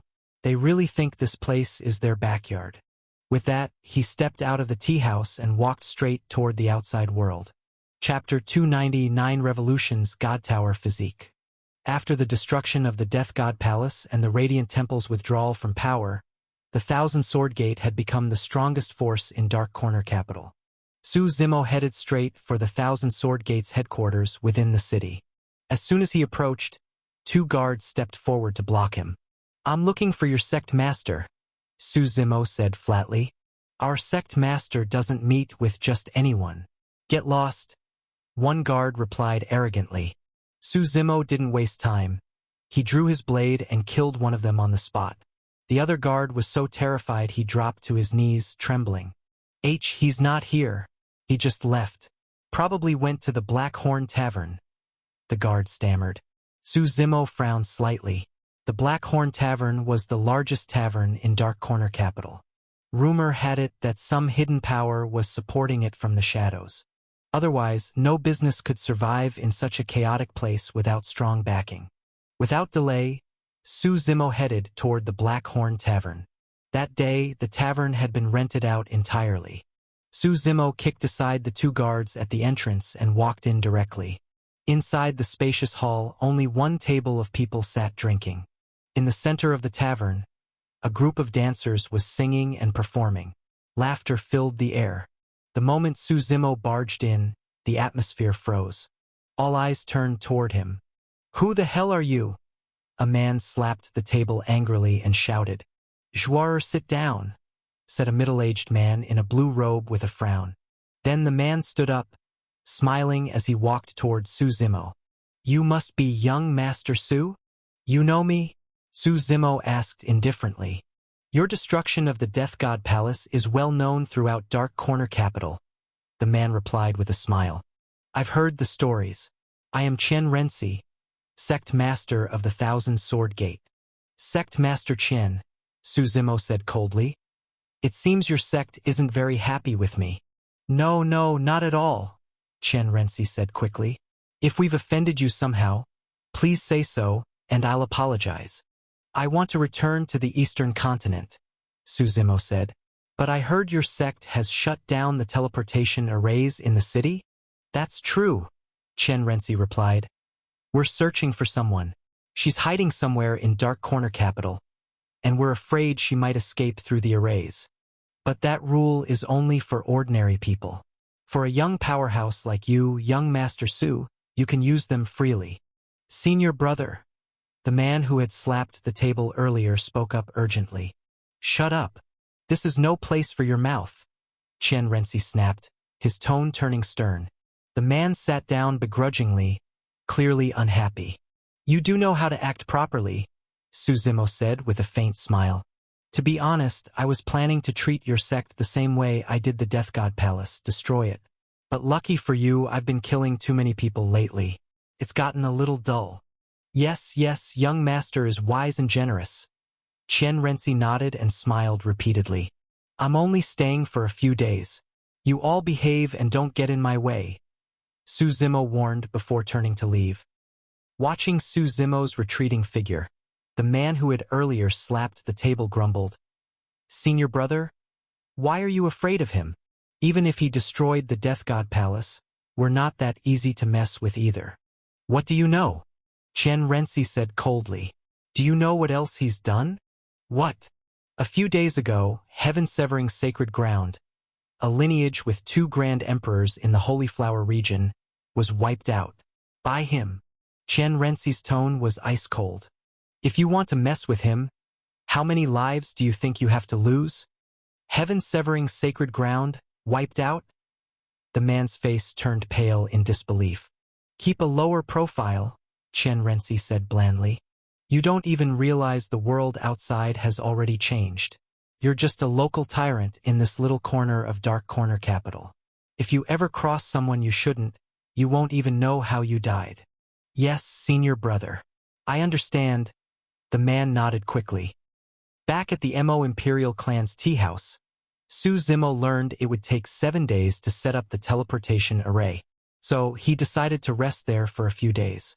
At this point, he had already reached the peak of the Imperial Meridian Realm and was approaching the Empyrean Meridian Realm. Opening the 7th Meridian Gate was just around the corner. Once he could form a complete God Soul, he would effectively step into the Empyrean Meridian Realm. But before that, Su Zimo had to consider the twin life forbidden art he had obtained at the Desolate Tavern from the old man of the dark primordial race. That technique allowed his God Soul to fuse with a battle physique. When choosing a battle body, it wasn't about the highest rank, but the one most suited to you. Su Zimo had his eyes set on the 9th battle physique, the 9 Revolutions God Tower physique. 9 represented the extreme. Revolution stood for the full cycle of the heavens. A full heavenly cycle is 81, 9 by 9, symbolizing perfection, excluding the one that vanishes. The 9 Revolutions God Tower body was both offensive and defensive, arguably the best physique for the God Soul. But this battle body was hidden in the Buddha burial temple, and retrieving it wouldn't be easy. Su Zimo could try to take it by force. But the heavens will had not yet manifested, and the Great War was still some time away. He couldn't afford to make himself the public enemy just yet. There were times to be domineering, and times to be discreet. Su Zimo knew when to hold back. Night fell. The sky was pitch black, like it had been swallowed by a monstrous beast. Not a single star could be seen. Su Zimo did not stay at the Mo Imperial clan's tea house. Instead, he found a random inn in Dark Corner Capital. The room was silent. Suddenly, bang! The door burst open, and a figure darted inside. Even in the dark, Su Zimo could clearly see the intruder. It was a young girl dressed in rags. Her face and body were covered in dirt, but her big, clear black eyes sparkled with an innocent light. "Who are you?" Su Zimo asked, curious. "Young master, please save me." Her voice was like a songbird, gentle and pleasant. "You know me?" Su Zimo asked, puzzled. "I was there the day you destroyed the Death God Palace. I saw you." The girl knelt and replied, "You're the only one in Dark Corner Capital who can help me. Do I look like some saintly do-gooder?" Su Zimo chuckled. "I know you have the power," she pleaded. "Shouldn't there be compensation for saving someone?" Su Zimo asked, smiling. "I'm willing to be your servant. Anything." "Not interested," Su Zimo interrupted bluntly, waving her off. The girl froze. She stood silently in the room, shrouded in darkness, her head bowed, lost in thought. Chapter 291, True God Sword. "I said I wouldn't save you. Why are you still standing here?" Su Zimo frowned. "Young master, have you heard of the legend of the True God Sword?" The little girl asked after a long silence, finally raising her head. "I've heard of it," Su Zimo nodded in reply. "Legend has it that between heaven and earth, a divine sword was once born. Someone wielded this sword to split the heavens and the earth. Eventually, he pointed the sword at the sky and ushered in a whole new era. After that, the sword shattered into 5 pieces and scattered across the world. The legend, though ancient and likely exaggerated, has shown signs of truth in recent times. Fragments of the divine sword have indeed resurfaced, sparking bloody conflicts." "Why are you telling me all this?" Su Zimo asked with a curious smile. "The people of the Thousand Sword Gate are after me because of the sword fragment," the little girl replied. "So what? I'm not interested in the sword, and I don't want to get involved with the Thousand Sword Gate either," Su Zimo replied. Hearing this, the girl's expression changed slightly. She hadn't expected Su Zimo to reject her so decisively. After another brief silence, the girl sighed and said, "Actually, I am one of the fragments of the True God Sword." "I thought you were going to keep hiding it," Su Zimo said with a smirk. "You already knew?" the girl asked, surprised. No. "I just knew you weren't a living being," Su Zimo replied. "So, will you help me now?" the girl asked tentatively. "As I said, all under heaven bustle for profit, all push and jostle for gain," Su Zimo replied. "If you can offer me something in return, I'll help you." I am one of the 5 fragments of the sword. As long as I'm within a certain range, I can sense the others, the girl explained. I can help you reassemble the true God sword. Then why don't you help the 1,000 Sword Gate instead? Why tell me this? Su Zimo asked. Because they don't really want to restore the sword, the girl said quickly. They just want to capture me, melt me down, and forge me into a sword by myself. All right then, stay by my side. Su Zimo nodded. Really? The girl asked, surprised and delighted. Let's set a deadline. 3 years. Help me gather all the fragments within that time. If you fail, I'll have no choice but to melt you down too, Su Zimo said plainly. Okay. The girl agreed after a moment's thought, then nodded. Outside, the night deepened, and the faint moonlight was almost hidden behind dark clouds. Su Zimo sat silently with his eyes closed, deep in thought. Seeing he had no intention of sending her away, the little girl curled up on a chair, resting her head on the table and fell asleep. Inside his body, Su Zimo entered the river of fate with the primordial chaos bead. He wanted to explore the forgotten history of the true God sword. After all, legends are not always reliable. The legendary era was divided into several phases. First, the war god ended the gods' fall. After that, monsters ruled the land, oppressing all living things. At the end of the legendary era, a strange place appeared on the continent, Flower Valley. Someone lived there. There were many rumors about this person. Some said he was a transformed beast, some said he was a reincarnated flower spirit, and others claimed he was a naturally born elemental spirit. But no one could deny that this person left behind a legend during the desolate era. As brilliant as the sun streaking across the sky, comparable to Grand Emperor Jinwu, who once brought the dawn of a prosperous era. One day, the flowers in Flower Valley withered. The man walked out of the valley, wielding the true God's sword, and pierced the heavens. No one knew how he had gained such overwhelming power. He was just a gardener, yet he suppressed that entire era. He drove the monsters into the blood realm and sealed them away. From then on, the legendary era ended. The beast race flourished, and the unprecedented desolate era began. The man founded the Celestial Court, ruling the desolate era.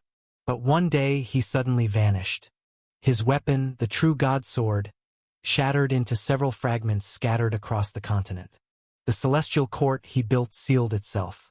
Since then, the world was left with a legend. Whoever gathers all the fragments of the true God sword can unlock the Celestial Court and inherit the legacy of the true God, becoming the pioneer of a new era. Su Zimo awoke from the river of fate and slowly exhaled. He looked up and saw the little girl fast asleep at the table. He got out of bed and quietly opened the door. It was already dawn, the first light of day breaking over the horizon. Downstairs, the innkeeper was wiping the tables. Did anyone come by last night? Su Zimo asked. Sir, the innkeeper quickly replied. Disciples from the 1,000 Sword Gate came by to search the place. They didn't check my room? Su Zimo asked. No, they told me to treat you well, the innkeeper replied. Su Zimo nodded. He asked the innkeeper to prepare breakfast. By morning, the little girl had also awakened. What's your name? Su Zimo asked. Blue Soul, the girl answered while drinking her porridge. Just then, a large group of 1,000 Sword Gate disciples burst in. Leading them was Qian Renqi. Master, that's her. One of the disciples said quickly. Qian Renqi frowned slightly.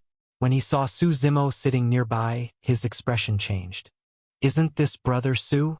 What a coincidence, Su Zimo said with a smile. Have you eaten? Want to join me? No. Qian Renqi quickly shook his head. He looked hesitantly at Blue Soul and asked, Who is this young lady? My sister. Why? Is there a problem? Su Zimo frowned. No, not at all. Just passing by, Qian Renqi said quickly. Then don't disturb my meal, Su Zimo said casually. With a wave of his hand, Qian Renqi led all the disciples out of the inn. Watching this, Blue Soul finally let out a breath of relief.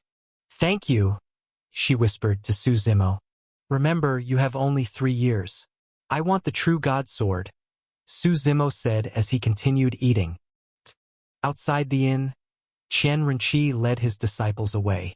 Someone asked, Master, what do we do now? How should I know? Qian Renqi replied coldly. Should we spread the news and stir up the waters? Someone suggested. They'll be leaving the Holy Flower region in a few days, it's useless. Qian Renqi shook his head, thinking aloud.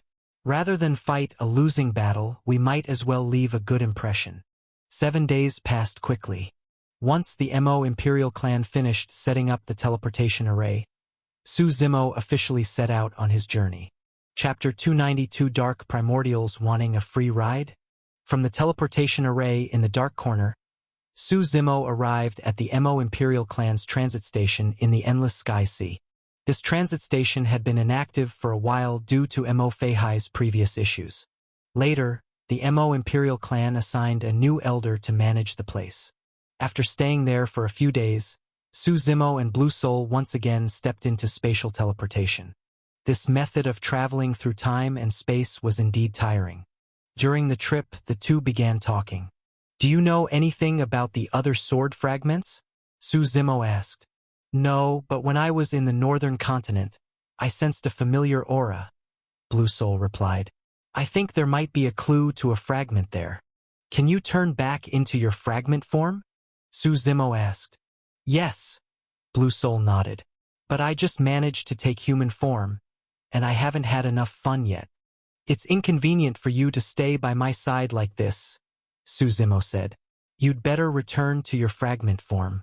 I'll let you out again when the time is right. Blue Soul hesitated for a moment, but in the end, she nodded in agreement. The two remained in the space tunnel for quite a while. Su Zimo realized that although she was a fragment of the divine sword, she had lost many memories. She had no recollection of the celestial court or the man who once tended flowers and led this world into the desolate era. Finally, after a long while, Su Zimo stepped out from the space tunnel. He was now back at the Mo Imperial clan, once again in the eastern continent. The moment he arrived, Mo Songhai came to greet him. How was your trip to the middle continent, Nephew Su? Mo Songhai asked with a smile. None of those so-called heroes are worth much. Su Zimo shook his head. Then you must stay at our Missouri estate for a few days so I can properly host you, Mo Songhai laughed. Of course, Su Zimo agreed. Spring had walked away with confident steps. Summer had arrived proudly, declaring its presence in the sky. Spring faded, summer bloomed, and scorching sunlight covered the land. Su Zimo returned to the room Mo Songhai had prepared for him. In the evening, after dinner, Su Zimo leaned against the window, gazing at the starry sky. The air had cooled slightly. A gentle breeze stirred a few strands of hair on his forehead. Since you're already here, stop hiding, he said softly with a smile. As his voice faded, ripples spread through the space. A figure in a black robe gradually appeared in Su Zimo's room. Bathed in pale moonlight, the figure slowly lifted his head. His face was frighteningly pale, covered in deep purple curse marks. You people from the dark primordial race really have sharp ears, Su Zimo said with a smile. I just got back, and you already know. The shadow was none other than Death God Qin, one of the 10 death gods of the dark primordial race whom Su Zimo had met before.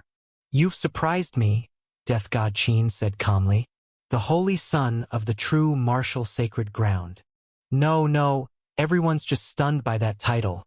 Su Zimo shook his head. But the truth is, my achievements have little to do with my lineage. Does the cooperation you mentioned before still stand? Death God Qin asked. What do you mean? Su Zimo asked. Are you referring to cooperation between the dark primordial race and the true martial sacred sect? Or just with you? Death God Qin continued. With me, of course, Su Zimo replied. But now I've made new allies. The dark primordial race's involvement is no longer necessary. Hearing this, Death God Qin's expression darkened slightly.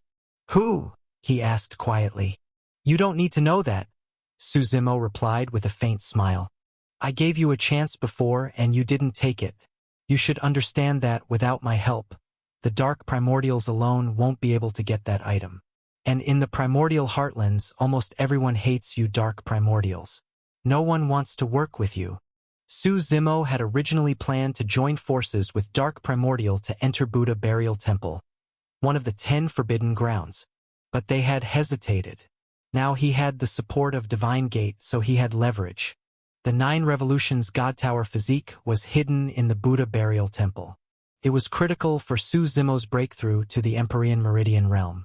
Naturally, he was determined to obtain it. With our help, your chances of success will increase, Death God Qin said after a moment of silence. I think you're forgetting your place. If I let the Dark Primordial race join now, it's like letting you catch a free ride.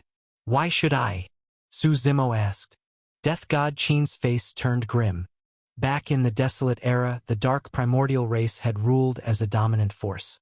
Even in their decline, they weren't used to being looked down upon.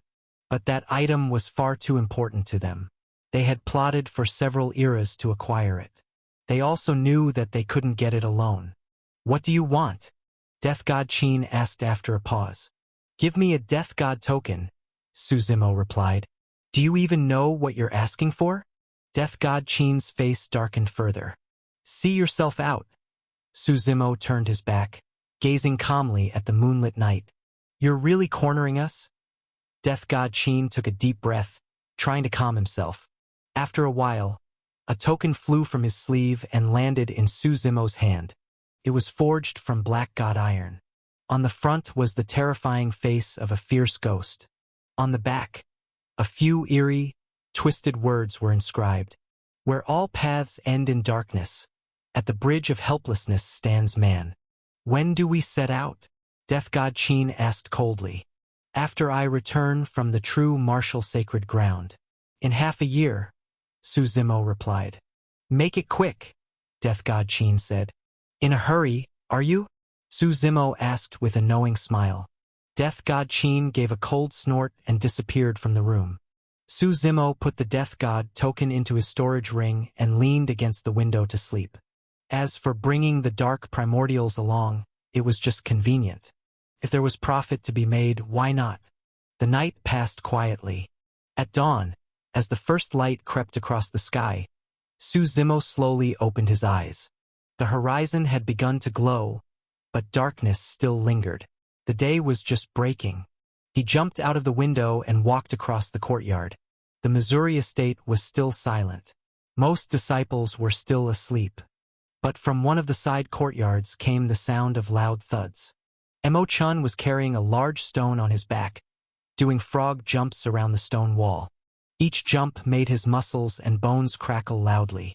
Chapter 293, Obtaining the Hexagenesis Immortal Formation. After running several laps around the courtyard, Emo-chan was completely exhausted and drenched in sweat. He put down the massive stone he had been carrying on his back.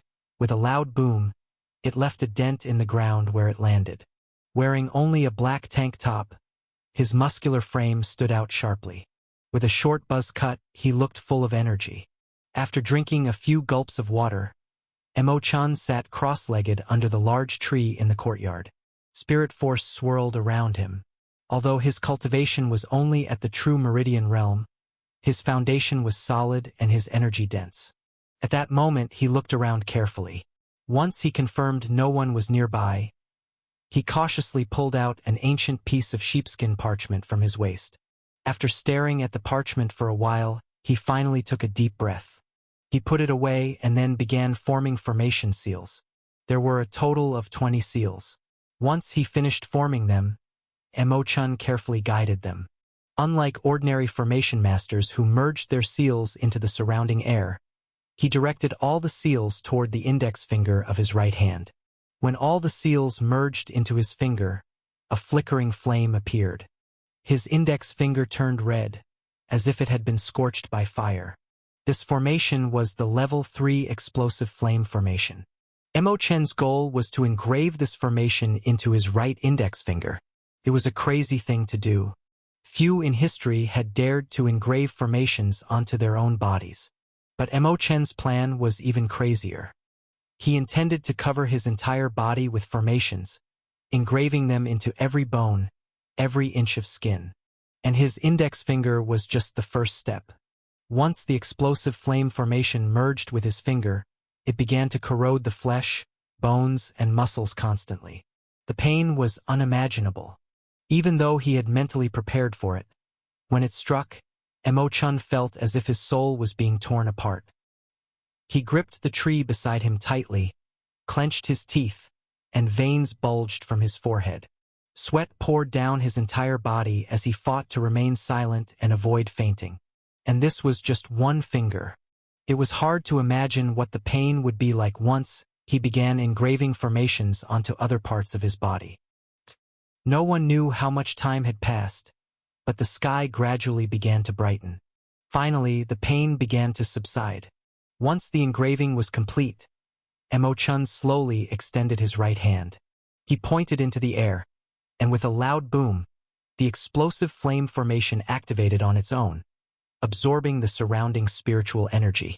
Countless sparks shot from his index finger and exploded in the air. The overwhelming heat nearly incinerated the air itself. Clap, clap, clap. Suddenly, applause echoed from the entrance of the courtyard. Startled, Mo Chen quickly pulled back his hand and looked toward the gate. Su Zimo, dressed in a purple robe, was walking in slowly. "Who are you?" Mo Chen asked warily. "No need to be nervous. Actually, you should be thanking me," Su Zimo said with a smile. "Why?" "Back during the tournament in Myriad Formation City, I was the one who stirred up the crowd to help you escape from the people of the Blood Nether Sacred Ground. And I also recommended you to Mo Cini." Su Zimo smiled. The fact that Mo Chen now lived in a private courtyard within the Mo Imperial clan showed that the recommendation had worked. The Mo Imperial clan clearly valued him. Otherwise, as an outsider who had just taken on their surname, what right would he have to be treated this well? "Thank you," Mo Chen said softly after a brief silence upon hearing Su Zimo's words. Everyone needs a reason to keep going. For him, that reason was revenge. His parents had been framed and killed, his sister murdered right before his eyes. For revenge, even if it meant engraving formations all over his body and enduring inhuman pain constantly, he would not hesitate. "Don't thank me just yet. What I'm about to say might make you angry," Su Zimo said with a smile. Mo Chen looked up, confused. "The Hexagenesis Immortal Formation is on you, isn't it?" Mo Chen's expression changed drastically upon hearing this. "I don't know what you're talking about," he said cautiously, stepping back slightly. "Don't deny it. You know exactly what the Hexagenesis Immortal Formation means," Su Zimo said. "It's a Mo Imperial Clan legacy formation. Only the Patriarch and core elders are allowed to cultivate it. Anyone else who learns it in secret will be hunted down by the entire Mo Imperial Clan." "I don't understand what you're implying," Mo Chen replied coldly. "Drop the act," Su Zimo said. "I believe you engraved the Hexagenesis Immortal Formation onto your body. Should I call the Mo Imperial Clan over to inspect you?" Su Zimo didn't know how Mo Chen had gotten access to the Hexagenesis Immortal Formation. The Mo Imperial Clan guarded it tightly. Outsiders were never allowed to see it. But he did know that the very first formation Mo Chen engraved into his body was the Hexagenesis Immortal Formation. He used it as the core with other formations as support, engraving his entire body. Mo Chen's expression kept changing as he stood in silence. When he first arrived at the Mo Imperial Clan, he had once been assigned to clean the ancestral shrine of the Formation Emperor. There, behind the statue, he had accidentally found a piece of parchment. It had been left behind by the Formation Emperor himself. On it were theoretical notes about engraving formations onto the human body. But the technique was too dangerous, and the Formation Emperor hadn't dared to use it, so he sealed it away. No one in the Mo Imperial Clan even knew it existed. When Mo Chen discovered it, he didn't hesitate, he decided to cultivate it. He was driven by deep hatred. He had no talent, no power behind him. All he had was a burning desire to grow stronger. He had been cultivating in secret all along and had no idea how Suzimo had discovered his secret. "What do you want?" Emochin asked coldly. "The hexagenesis immortal formation." "I knew it," Emochin muttered, hesitating slightly. "Let me see the hexagenesis immortal formation, and we'll be even," Suzimo said. "I'll be leaving soon. You can continue planning your revenge. I won't tell anyone about this." Emochin fell silent for a while, then reluctantly nodded. "I hope you keep your word," he said, handing the parchment from his waist to Suzimo. Suzimo took it, quickly read and memorized its contents, and handed it back. "Maybe one day, your name really will echo across the primordial heartlands," Suzimo said with a smile, then turned and left the courtyard. Back in his room, he immediately announced his closed-door cultivation. Chapter 294 Power of True Fate. Suzimo stationed chaos at the door, forbidding anyone from disturbing him. Back in the room, he took out the heaven derivation astrolabe that he had previously obtained from the celestial sage. The Tao produces 50, heaven derives 49. Apart from the one that is hidden, heaven derivation astrolabe can deduce all things in the world.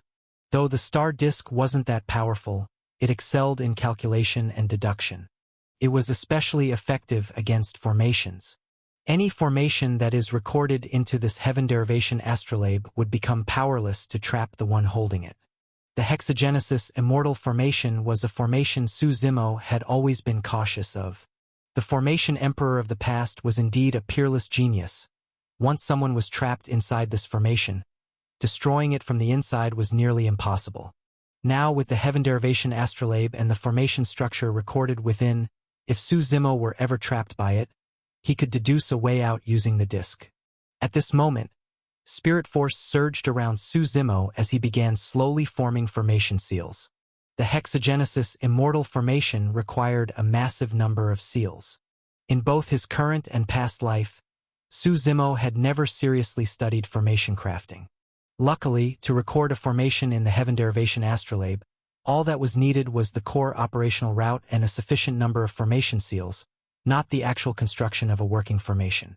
Otherwise, it would have taken Suzimo even more time to learn formation techniques.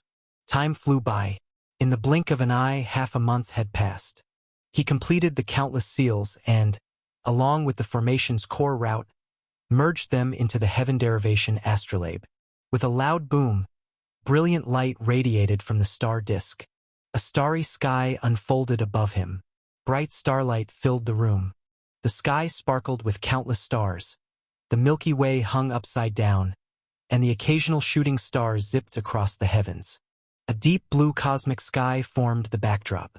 Countless stars linked together. The hexagenesis immortal formation was vast and complex. Even the heaven derivation astrolabe struggled to simulate and deduce it.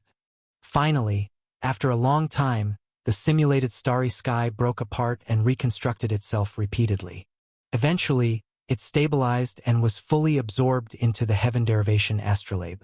From now on, Suzimo no longer needed to worry about encountering the hexagenesis immortal formation. He let out a deep sigh of relief. Days of condensing formation seals had worn him out. He stored the star disk into his storage ring, then retrieved a fragment of a broken sword, Bluesaul's true form, a shard of the true god sword. Her body was part of the sword's spine. Typically, a sword consists of two parts, the blade and the hilt. The blade includes the edge, tip, and spine, while the hilt consists of the guard and tang. Most swords also have a pommel, often called a tassel, but its function is minor. Now, the sword spine fragment in Suzimo's hand was covered in cracks. It looked like a decayed, unopened, worthless blade. No one would believe this broken spine once split the heavens and sundered eras. Someone had once used it to carve open an entire epoch.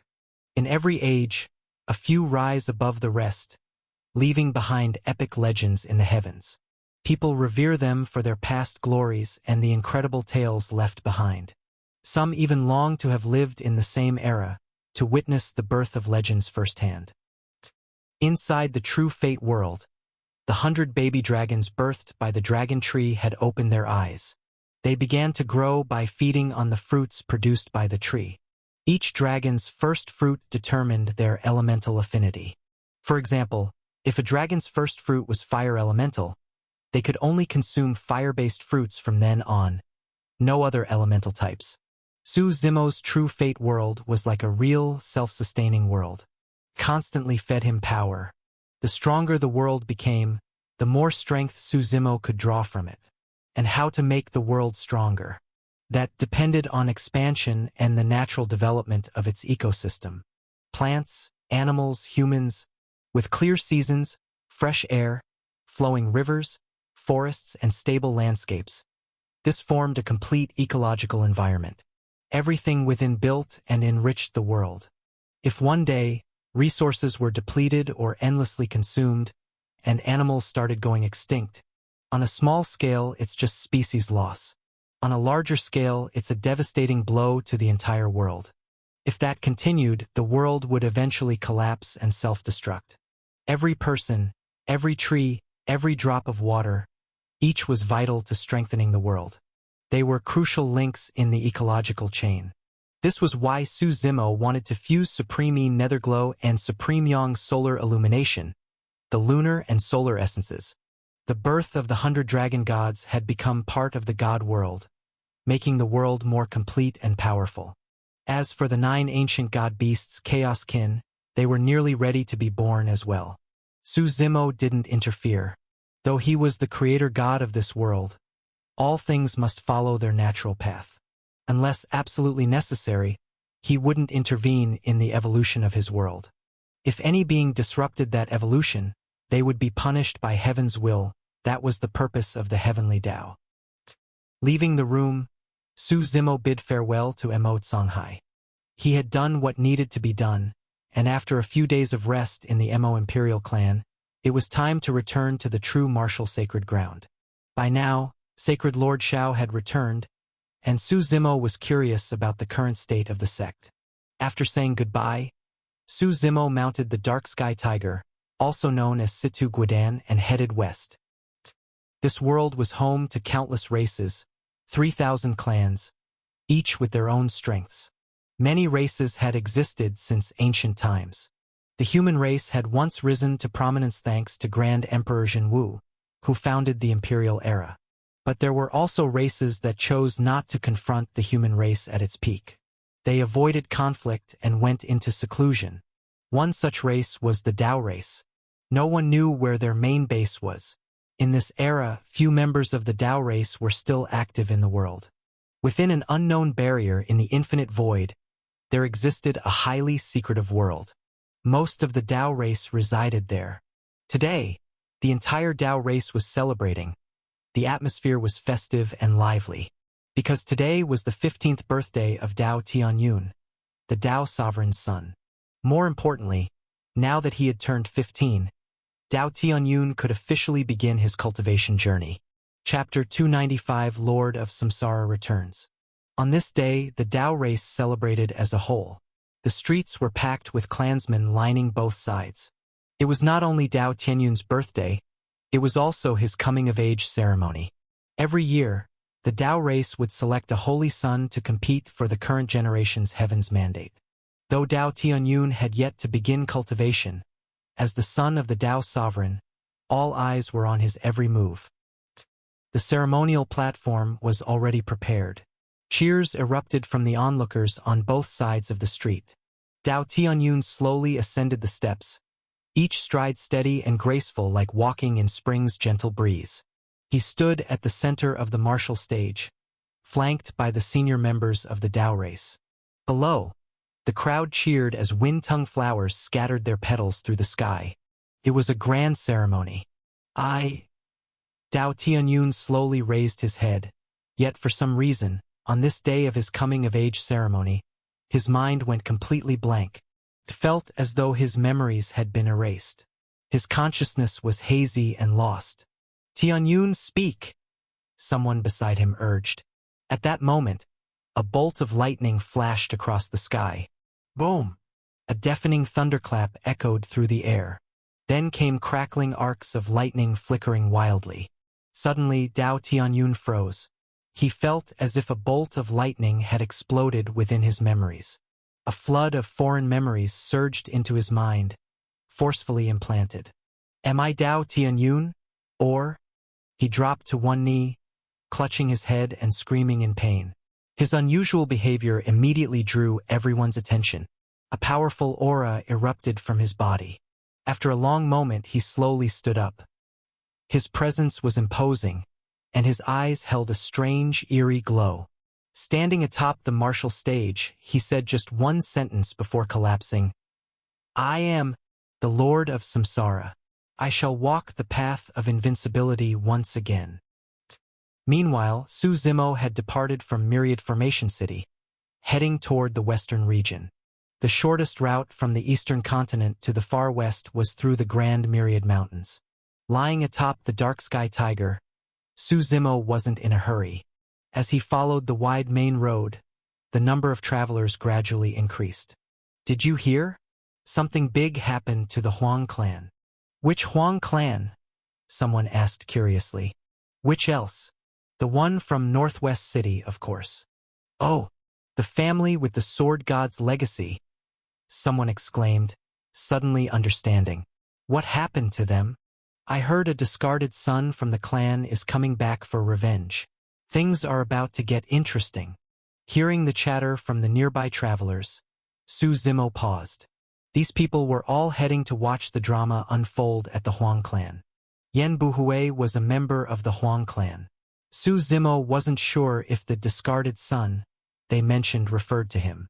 Still, he decided to go and see for himself. Northwest City lay within the territory governed by the Dan Imperial clan.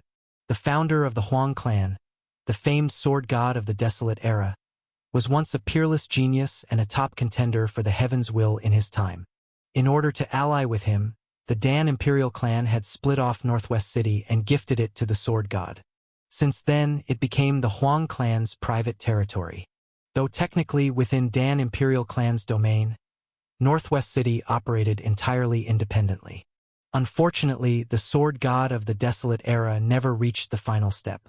Instead, a man named In Tian emerged, cutting down all obstacles and ultimately shouldering the Heaven's Will of that era. As for the fate of the sword god, some say he died in the final battle against Grand Emperor In Tian. Others say he entered the path of immortality and now lives hidden somewhere within the Huang clan, focused on his cultivation. Regardless of the truth, it didn't change the fact that the Huang clan remained an elite power to this day. Without an immortal path cultivator, it would be impossible to destroy the Huang clan. Su Zimo continued toward Northwest City atop the Dark Sky Tiger, following the growing crowd.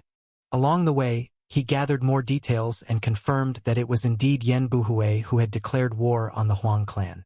A few days earlier, Yan Buhui had issued a battle challenge, demanding justice for his mother's death and for the years of mistreatment he had suffered. The last time Su Zimo had seen Yan Buhui was in the primordial ancient city, where he had defeated Qin Faming and left to receive the eternal sword god's inheritance at Heaven Ender. Su Zimo didn't believe Yan Buhui had grown strong enough to take down the Huang clan in such a short time. The only explanation was that he had outside help. A massive city stood between heaven and earth. Looking at it from the distant northwest, the setting sun aligned perfectly with the city at dusk.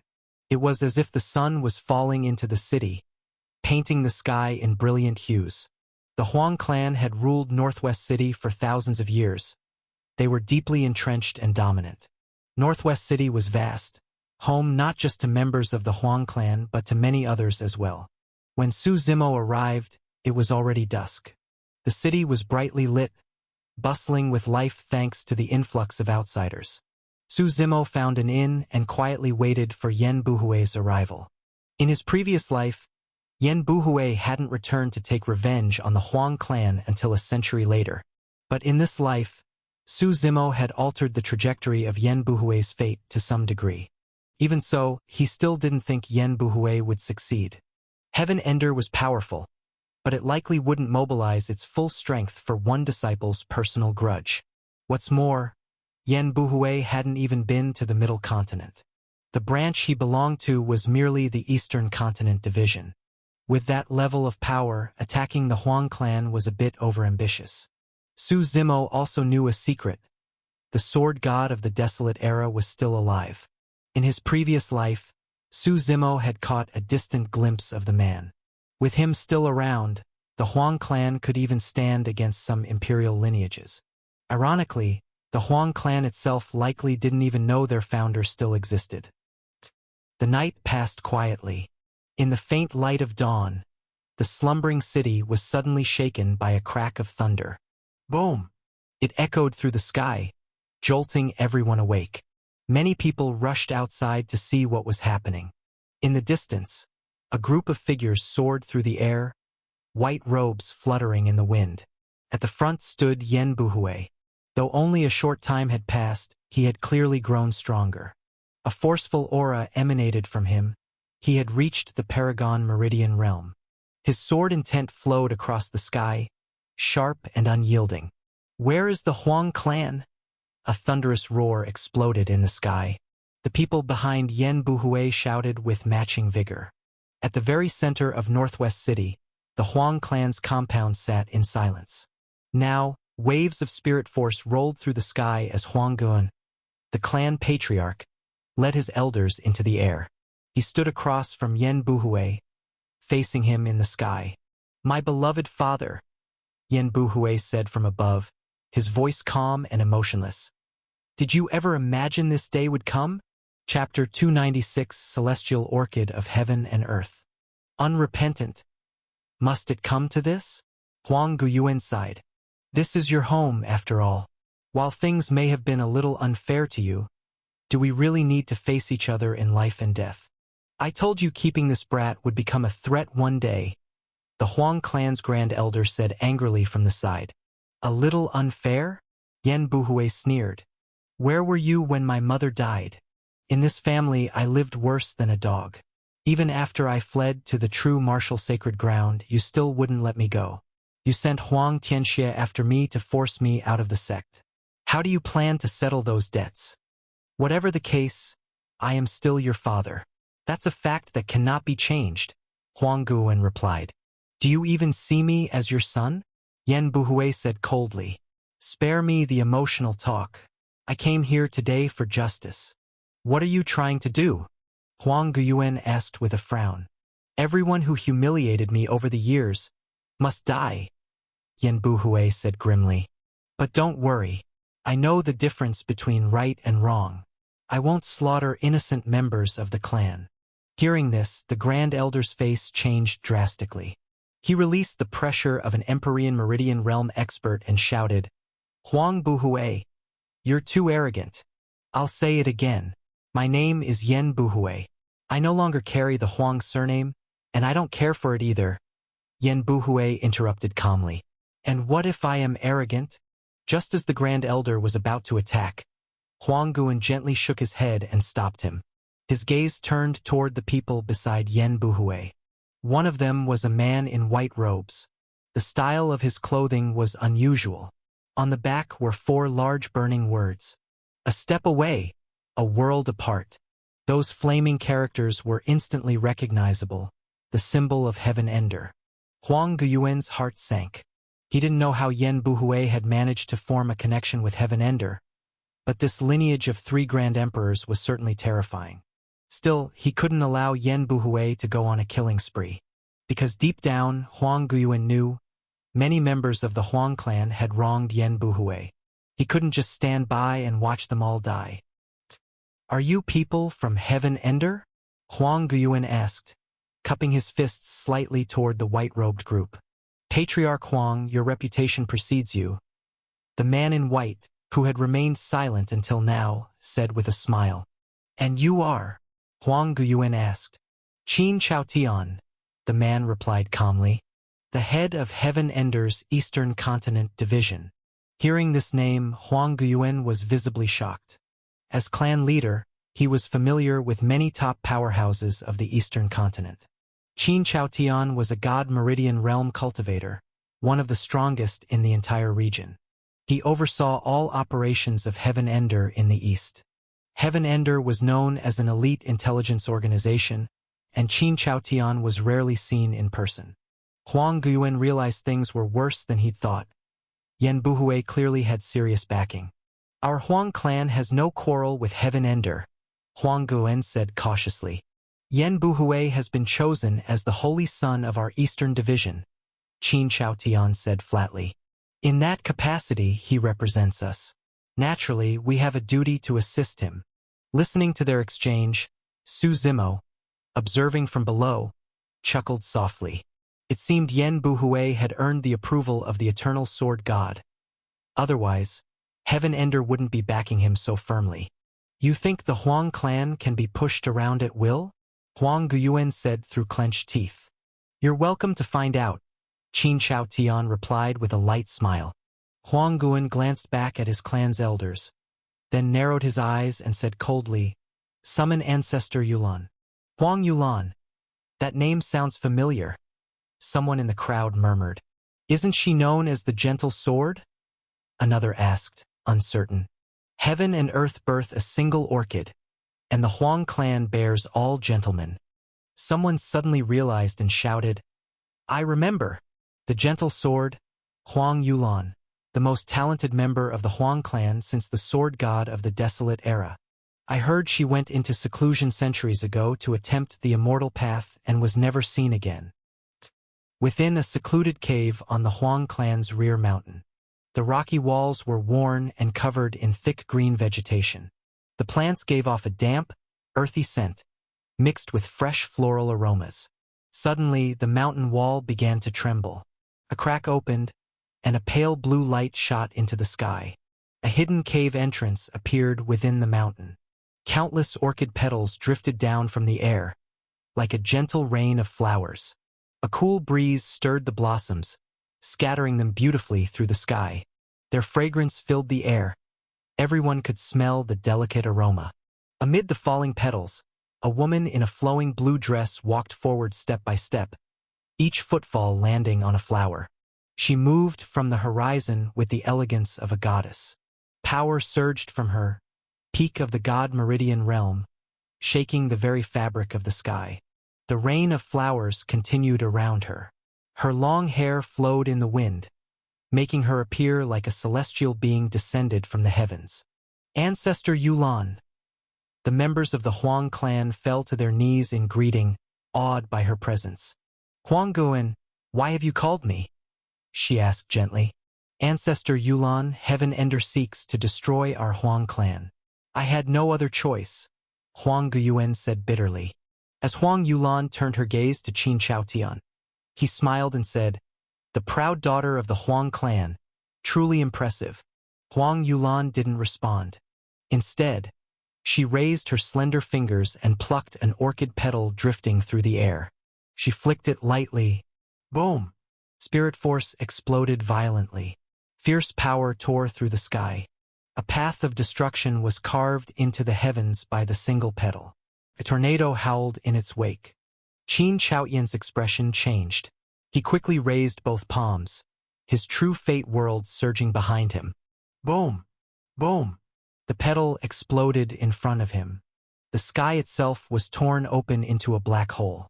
Qin Chaotian's figure flew backward, slammed by the blast. When the crowd looked up again, his robes were shredded and his body covered in wounds. He looked utterly battered. I believe there's been a misunderstanding, Qin Chaotian said calmly, wiping the smile off his face. I am not your opponent. As his voice faded, Huang Yulan's eyes turned toward the horizon. From the edge of the sky, a majestic, immortal pressure descended. The endless resonance of celestial power echoed in the heavens. The might of an arcane immortal swept through the air. Chapter 297 Elder Song. As the vast immortal pressure swept across the sky, everyone present turned pale. A gray-robed elder slowly walked in from the edge of the heavens. Spirit force surged around him. His aura was terrifying. Even Huang Yulan's expression grew heavy. She narrowed her eyes, staring at the approaching figure. Though the man was only a first-step arcane immortal, entering the immortal path was a fundamental transformation.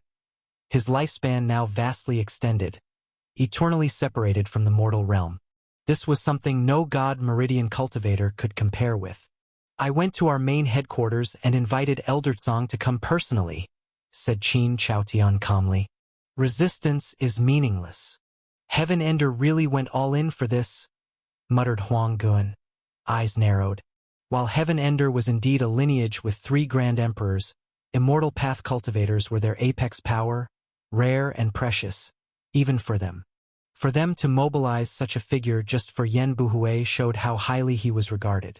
Behind him, Huang Yulan's spirit force surged like a flowing river. Her true fate emerged behind her.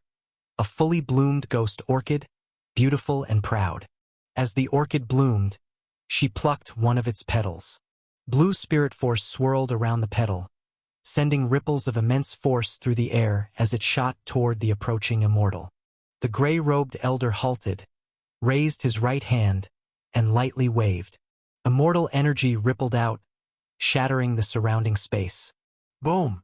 The ghost orchid petal was swallowed by a black hole formed from the burst of immortal energy. The elder took another step and appeared in front of everyone. Greetings, Elder Tsong, Qin Chaotian said, immediately bowing. Though he was only one step away from becoming an immortal himself, that single step was a chasm most would never cross. The status of an immortal path cultivator was unshakable. Seems like I'm quite welcome, Elder Tsong said with a light chuckle, glancing at the falling orchid petals. Are you truly here to destroy our clan today? Huang Yulan asked calmly. I wouldn't say destroy a clan, just eliminating those who deserve to die, Elder Tsong said, turning to look at Yen Buhui. You are the inheritor of the eternal sword god? Yes, Elder, Yen Buhui responded quickly. Work hard. Don't disappoint the ancestors' expectations. Elder Tsong smiled. If you were chosen by the ancestor, you must be extraordinary. Yen Buhui nodded respectfully. The atmosphere grew tense. With a wave of his hand, Elder Tsong summoned vast immortal light, spreading across half the sky. He declared loudly, according to Yen Buhui's wishes, those uninvolved may leave. We only intend to punish those who are guilty. Upon hearing this, Huang Yulan turned to look at Huang Guwen in confusion. She hadn't had time to ask what was happening yet, and didn't know why Heaven Ender was targeting the Huang clan. Now, it was clear it had something to do with this youth named Yen Buhui. After hesitating, Huang Guyuan gave her a brief explanation. He pleaded, Ancestor, by what they're saying, nearly half the clan once bullied Yen Buhui. Does that mean half the family must die? This is the clan you managed? Huang Yulan scowled, spirit force flaring around her in anger. She glared at him and said, How did a fool like you even become patriarch? Under your leadership, the Huang clan has fallen into such disgrace. Huang Guwen lowered his head in shame, unable to respond. Sir, Huang Yulan turned to Elder Tsong and said firmly, We'll hand over the main culprits who abused Yen Buhui, but can we spare those juniors who only followed the crowd once or twice? Elder Tsong turned to Yen Buhui, seemingly waiting for his answer. I had originally planned to exterminate the clan, Yen Buhui said coldly. But for the sake of old ties, I'll spare the innocent. Still, anyone who bullied me, even once, will not be forgiven. 1 or 2 people maybe I could tolerate. But when hundreds, nearly 1,000, join in the abuse, have you ever considered what that feels like? Public opinion is terrifying, Qin Chaotian added calmly. And what about you all? Elder Tsong asked the Huang clan. Will you hand them over? Or choose to fight to the end? I know Heaven Ender is impressive, Huang Yulan frowned. But the Huang clan won't be pushed around easily. There's no need for this to end in bloodshed. We've already compromised. Seems like you still don't understand who holds the upper hand here, Elder Tsong said coldly. He raised his hand and launched a beam of extreme immortal light directly at Huang Yulan. Her expression turned serious. Behind her, the true fate orchid burst into brilliant light, its pale blue glow covering half the sky. Countless orchid blossoms floated from the heavens, gathering into one massive petal before her. The petal slowly rotated. The immortal light struck it directly. Boom! Massive shockwaves exploded outward. The sky itself seemed about to be ripped apart. As the storm cleared, everyone looked up. Half of the orchid's petal had been destroyed, and the rest was on the verge of collapse. But it had managed to block Eldertsong's first attack. For a God Meridian Realm cultivator, you're quite impressive, Eldertsong said evenly. Huang Yulan took a deep breath, her spirit force surging more violently than ever. Orchid blossoms bloomed madly around her, filling the sky. In her flowing blue dress, she stood in the rain of petals, her peak God Meridian Realm aura intensifying by the moment. Seeing this, Eldertsong chuckled. At that moment, prison-like immortal pressure rolled from his body. Half the sky collapsed behind him. Shrouded in immortal mist, his true fate emerged. It was a strange and eerie white fire, burning with an intense heat that melted the space around it. With a single wave of Eldertsong's hand, the white flame transformed into a sea of fire, engulfing half the sky. As it surged down, Huang Yulan's orchids began to burn. All were being devoured by the inferno. Crackling and popping rang through the air. The entire sky was aflame. No matter how much spirit force Huang Yulan used, the flames acted as if they had a mind of their own, growing fiercer instead of weakening. And these weren't ordinary flames. They were burning the very essence of her true fate. It was like watching her soul itself ignite. Huang Yulan screamed in pain, her figure slowly falling from the firestorm. By now, the graceful elegance of her fluttering dress was completely gone. Chapter 298. Standing above the sword Dao, I am invincible. Her hair was a little messy, her face pale, and a trace of blood lingered at the corner of her mouth. Seeing this, the spectators watching from below were shocked. Looks like the Huang clan finally kicked an iron wall. Even their ancestor, the famed swordmaster, was no match. What's so surprising? I saw this coming. The Huang clan may be powerful, but their influence is mostly confined to the northwestern city. Heaven Ender, on the other hand, is a middle continent superpower with 3 grand emperors. They're simply on a different level. The Huang clan's been arrogant for too long. Now it's time they got a taste of their own medicine. Up in the air, Huang Guyuan and several elders rushed forward to help Huang Yulan up. Ancestor, are you all right? They asked anxiously. My true fate is damaged. I'll need a long time to recover, Huang Yulan said, wiping the blood from her lips and shaking her head. This is our fault. We dragged you into this, Huang Guyuan said guiltily. Enough of that. Let's see how they plan to deal with us, Huang Yulan replied. Everyone looked up to see Eldertsong wave his hand, instantly subduing the entire Huang clan's upper ranks. He glanced around and said calmly, I meant what I said. Only those who deserve to die will be killed. The innocent will not be touched. Then he turned to Yen Buhui.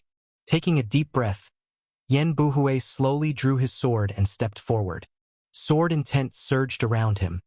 With every step, the pressure from his sword intensified. The disciples of the Huang clan huddled together, their faces pale and fearful as they stared at him. Cousin Buhui, I didn't know any better back then. For the sake of our shared bloodline, please spare me. One couldn't handle the pressure anymore and knelt to beg for mercy. Xing. A flash of sword light, his head hit the ground. I can forgive you for oppressing me, but those who insulted my mother, none of you will escape. With those words, Yen Buhui charged into the crowd, sword in hand. None dared resist, with an immortal watching from above. Any resistance was futile. The most terrified among them was Huang Tianxia, who had once gone so far as to try to expel Yen Buhui from the true martial sacred ground. Father, save me! Huang Tianxia cried desperately to Huang Guyuan. But the patriarch took a deep breath and stood still. He dared not move. The immortal's pressure loomed overhead. Any rash action could cost him his life. So he shut his eyes in despair. In the central courtyard of the Huang estate stood a rusted iron statue. It depicted a long-haired man with a sword strapped to his back. Once painted white, the robe had long since rusted over with iron flakes. The brilliance of the past was no longer visible. The statue's expression was a gentle, warm smile. Huang Yulan slowly walked up to it, gently placing her hand on the corroded metal. "You've let this statue of our ancestor rust away," she said sadly. The upper elders behind her stood silent, heads bowed in shame. Ignoring the slaughter happening in the distance, Huang Yulan turned and shouted sternly, "All of you kneel. Reflect on your actions over the years." She dropped to her knees first. There was once a man, a sword god named Desolate Sky. He was the pride of the Huang clan. Because of him, the Dan imperial clan ceded Northwestern City to them. He once fought for the heaven's will against Grand Emperor Yin Tian. Though defeated, his honor remained intact. Long ago, tales of the sword god echoed throughout the Huang clan. He was the pride of their people, the legend of their city. But with time, those legends faded. Glory became memory. Time's dust buried all brilliance. Now, watching the clan's elders kneel in shame, the disciples followed suit, falling to their knees. The statue still stood alone, rusted and quiet. His gentle smile never changed. But no one noticed. The statue had begun to pulse with unfamiliar spiritual energy. Meanwhile, Yen Buhui's slaughter continued. He vented all the resentment he had held for 20 years. He had watched helplessly as his mother died while the clan turned a blind eye. He had been oppressed and humiliated. Even his deceased mother was mocked. With every kill, his heart grew clearer, more unburdened. His cultivation surged with no resistance. "I think the ancestor statue is moving?" One elder cautiously glanced at the statue. Everyone looked up. The sword on the statue's back seemed to vibrate, as if it was about to be drawn from its scabbard. "What's happening?" someone exclaimed in horror. Just then, a sharp clang split the sky. The sound of a sword being drawn thundered across heaven and earth. The rusty statue began to tremble violently. A swirling black hole of spirit force opened in its abdomen, deep, dark, and unknowable. Up above, Elder Tsang narrowed his eyes, watching with solemn interest. A man stepped out from the black hole. He wore black robes and a blood-red cloak that fluttered behind him. The long sword once strapped to the statue's back now gleamed brilliantly, the outer layer of rust flaking away. The sword was reborn, its edge fierce and razor-sharp, purple patterns flowing along the blade. A vast sea of sword intent surged around the man. The moment he appeared, all the swords in the crowd began to tremble, as if recognizing their king. They vibrated, resonating in submission. "It's the Desolate Sky Sword God," someone whispered in disbelief. "The sword ancestor. He's alive. He never left us." Tears of joy streamed down the faces of the Huang clan. They shouted skyward. Many fell to their knees in awe. Even the bystanders who had come to watch joined in. Sword God. Sword God. His legend clearly still lived. "I swept across the 5 domains. I conquered the 4 realms. Standing above the sword Tao, I am invincible." His cold, commanding voice echoed through the heavens, carried by the sharp edge of his sword intent. Chapter 299, Desolate Sky Sword God. As the chilling sword intent exploded across the sky, everyone in Northwest City looked up. The man in the blood-red cloak and black robe stood suspended in the air.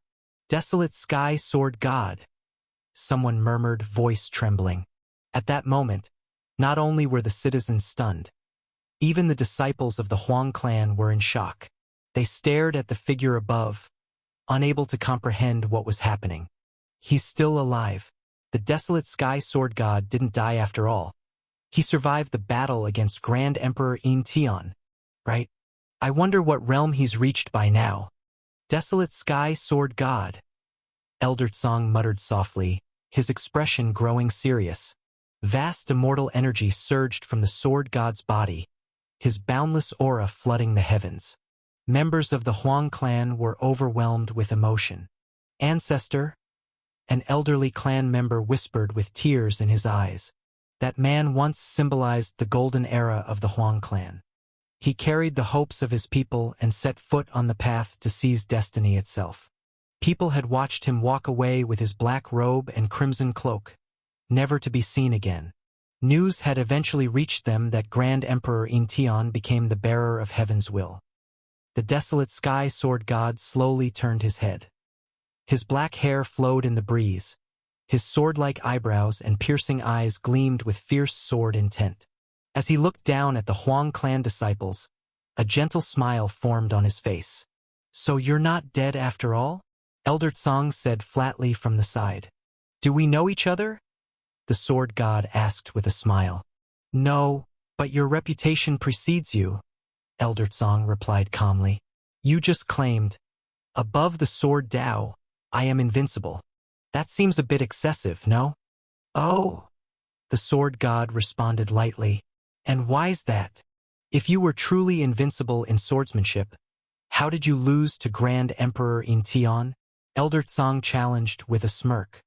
"I lost to him, yes," the sword god replied calmly.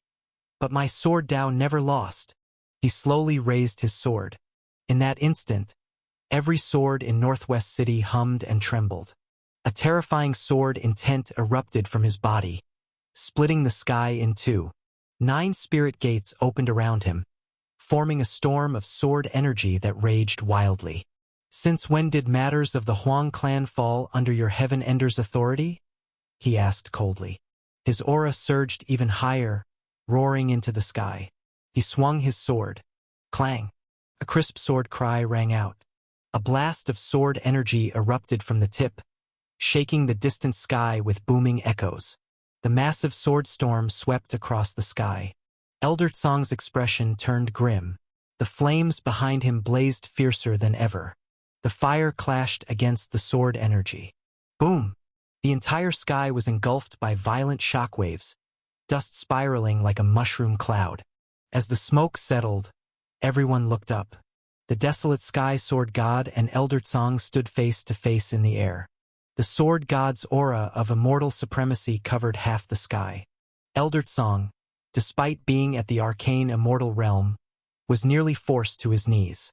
Suddenly, a streak of blood burst out. Elder Tsang's arm was severed cleanly. Blood sprayed from the wound. "Desolate sky, you're declaring war on Heaven Ender," he said, face ashen. "This is your punishment for meddling in the Huang clan's affairs," the sword god replied calmly. "As for your so-called war declaration, you're not qualified to bring it up. Send Eternal Sword God here instead." Elder Tsang's expression flickered darkly, but in the end, he could only let out a cold snort. The sword god turned his gaze to Yen Buhui. Yen felt an immense pressure fall upon him, but he stood tall, looking directly into the sword god's eyes. "You received my inheritance," the sword god said after a long moment. Indeed, Yen Buhui had received the legacies of 2 sword gods, once unintentionally at true martial sacred ground, and again after defeating Qin Feiming, from the eternal sword god. "Yes, by chance I inherited some of your teachings," Yen replied. "Then why turn against the family?" the sword god asked.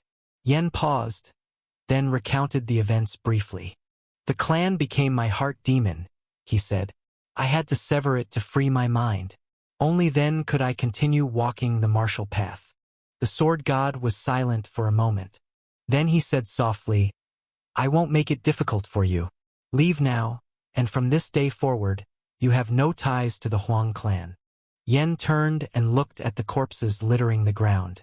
"I've already severed those ties," he said quietly. The sword god watched him leave and sighed. A pity. He had great potential. He turned and swept his gaze over the Huang clan's high-ranking members, then walked into the clan grounds. "Clean up these bodies. The rest of you, come inside. We have urgent matters to discuss." Yen Buhui had only walked a short distance when he ran into Su Zimo. He looked a little surprised. "Congratulations," Su Zimo smiled. "You got your revenge." "Nothing to celebrate," Yen shook his head. "They still have the sword god." "You joined Heaven Ender?" Su Zimo asked with interest. "True martial sacred ground wouldn't help me, but Heaven Ender would." I'm sure you understand, Yen replied. But don't worry, I'll never forget what I owe you. As the two spoke, Elder Tsong and Qin Chaotian descended from the sky. Though Elder Tsong had lost an arm, as an immortal, he would likely regenerate it soon. This was why the sword god spared his life. He didn't want an outright war with Heaven Ender. Buhui, let's return and discuss things further, Qin Chaotian said gently. Uncle Qin, I no longer care about the Huang clan. Yen shook his head. Those who needed to die are dead. The desolate sky sword god has insulted Heaven Ender, Elder Tsong said grimly. I'll report this to the headquarters. I'll visit Heaven Ender sometime, Su Zimo said with a smile to Yen Buhui. Yen nodded, and then the two of them parted ways in Northwest City. Chapter 300 Return to the True Martial Sacred Ground. After leaving Northwest City, Su Zimo went to Maple Leaf City on purpose. Little Gui and Yao Shangnan were still living there. The city, covered with maple trees, was in full bloom even as autumn was descending, and the weather had turned chilly. Su Zimo liked autumn. He loved the gentle rain. It reminded him of childhood walks in the drizzle.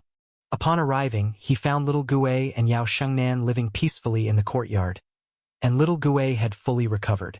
Senior Brother Zimo, Little Gui greeted him excitedly. You've been well. Pretty good. But you two must be bored by now, Su Zimo said with a smile. Yeah, almost bored to death, Little Gui replied. Su Zimo nodded and then turned to Shangnan.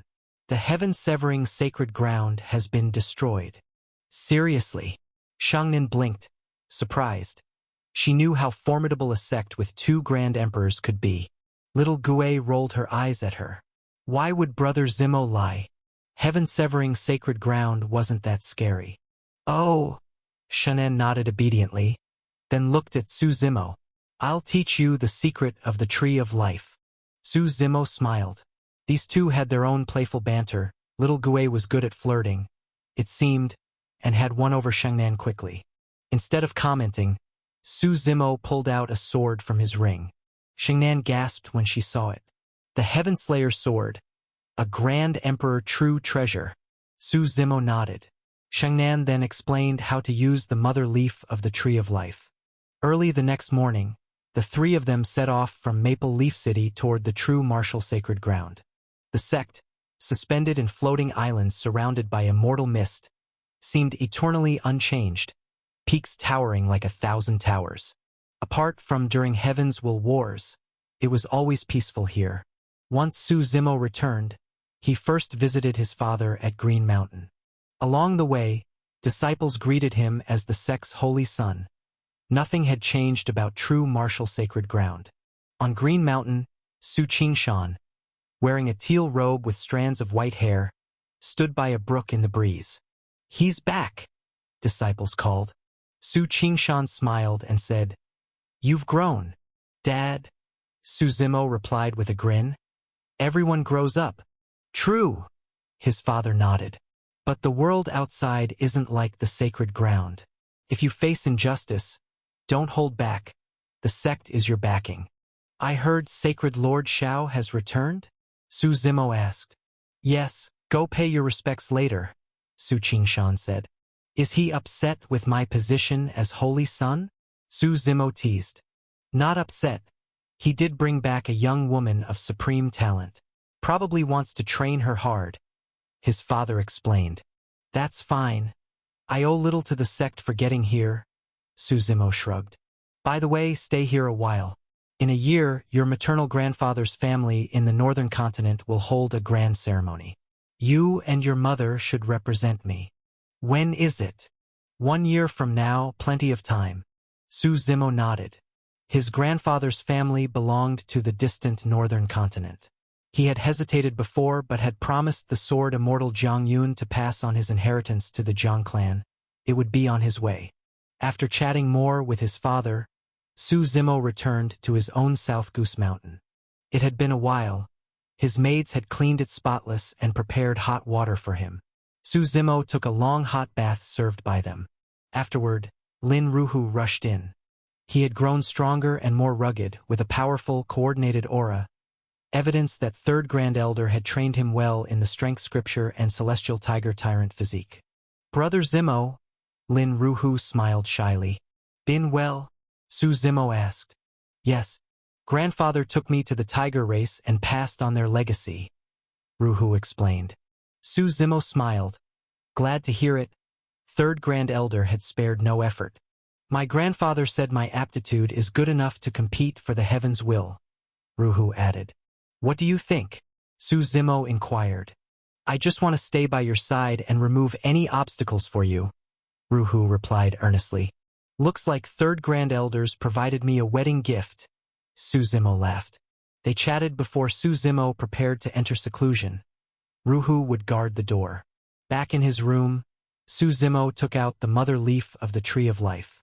He treated it with utmost care. It was crucial not only for the Tree of Life but for enriching his true fate world. The Tree of Life's legend was old beyond time, originating with solar illumination and netherglow, born before history began. If solar illumination and netherglow were the source of animals and humanity, then the Tree of Life was the origin of all plants. In primordial times, when the world was empty, it created life. Plants, trees both humble and colossal, pine, birch, the seven-star skylight tree, desolate Tao tree, Bodhi flower, baleful godwood. These primordial spirit trees and herbs all descended from the Tree of Life. With it, all plant life emerged. Holding the mother leaf, Su Zimo felt spirit force flow through him as he prepared to nurture both the leaf and his world.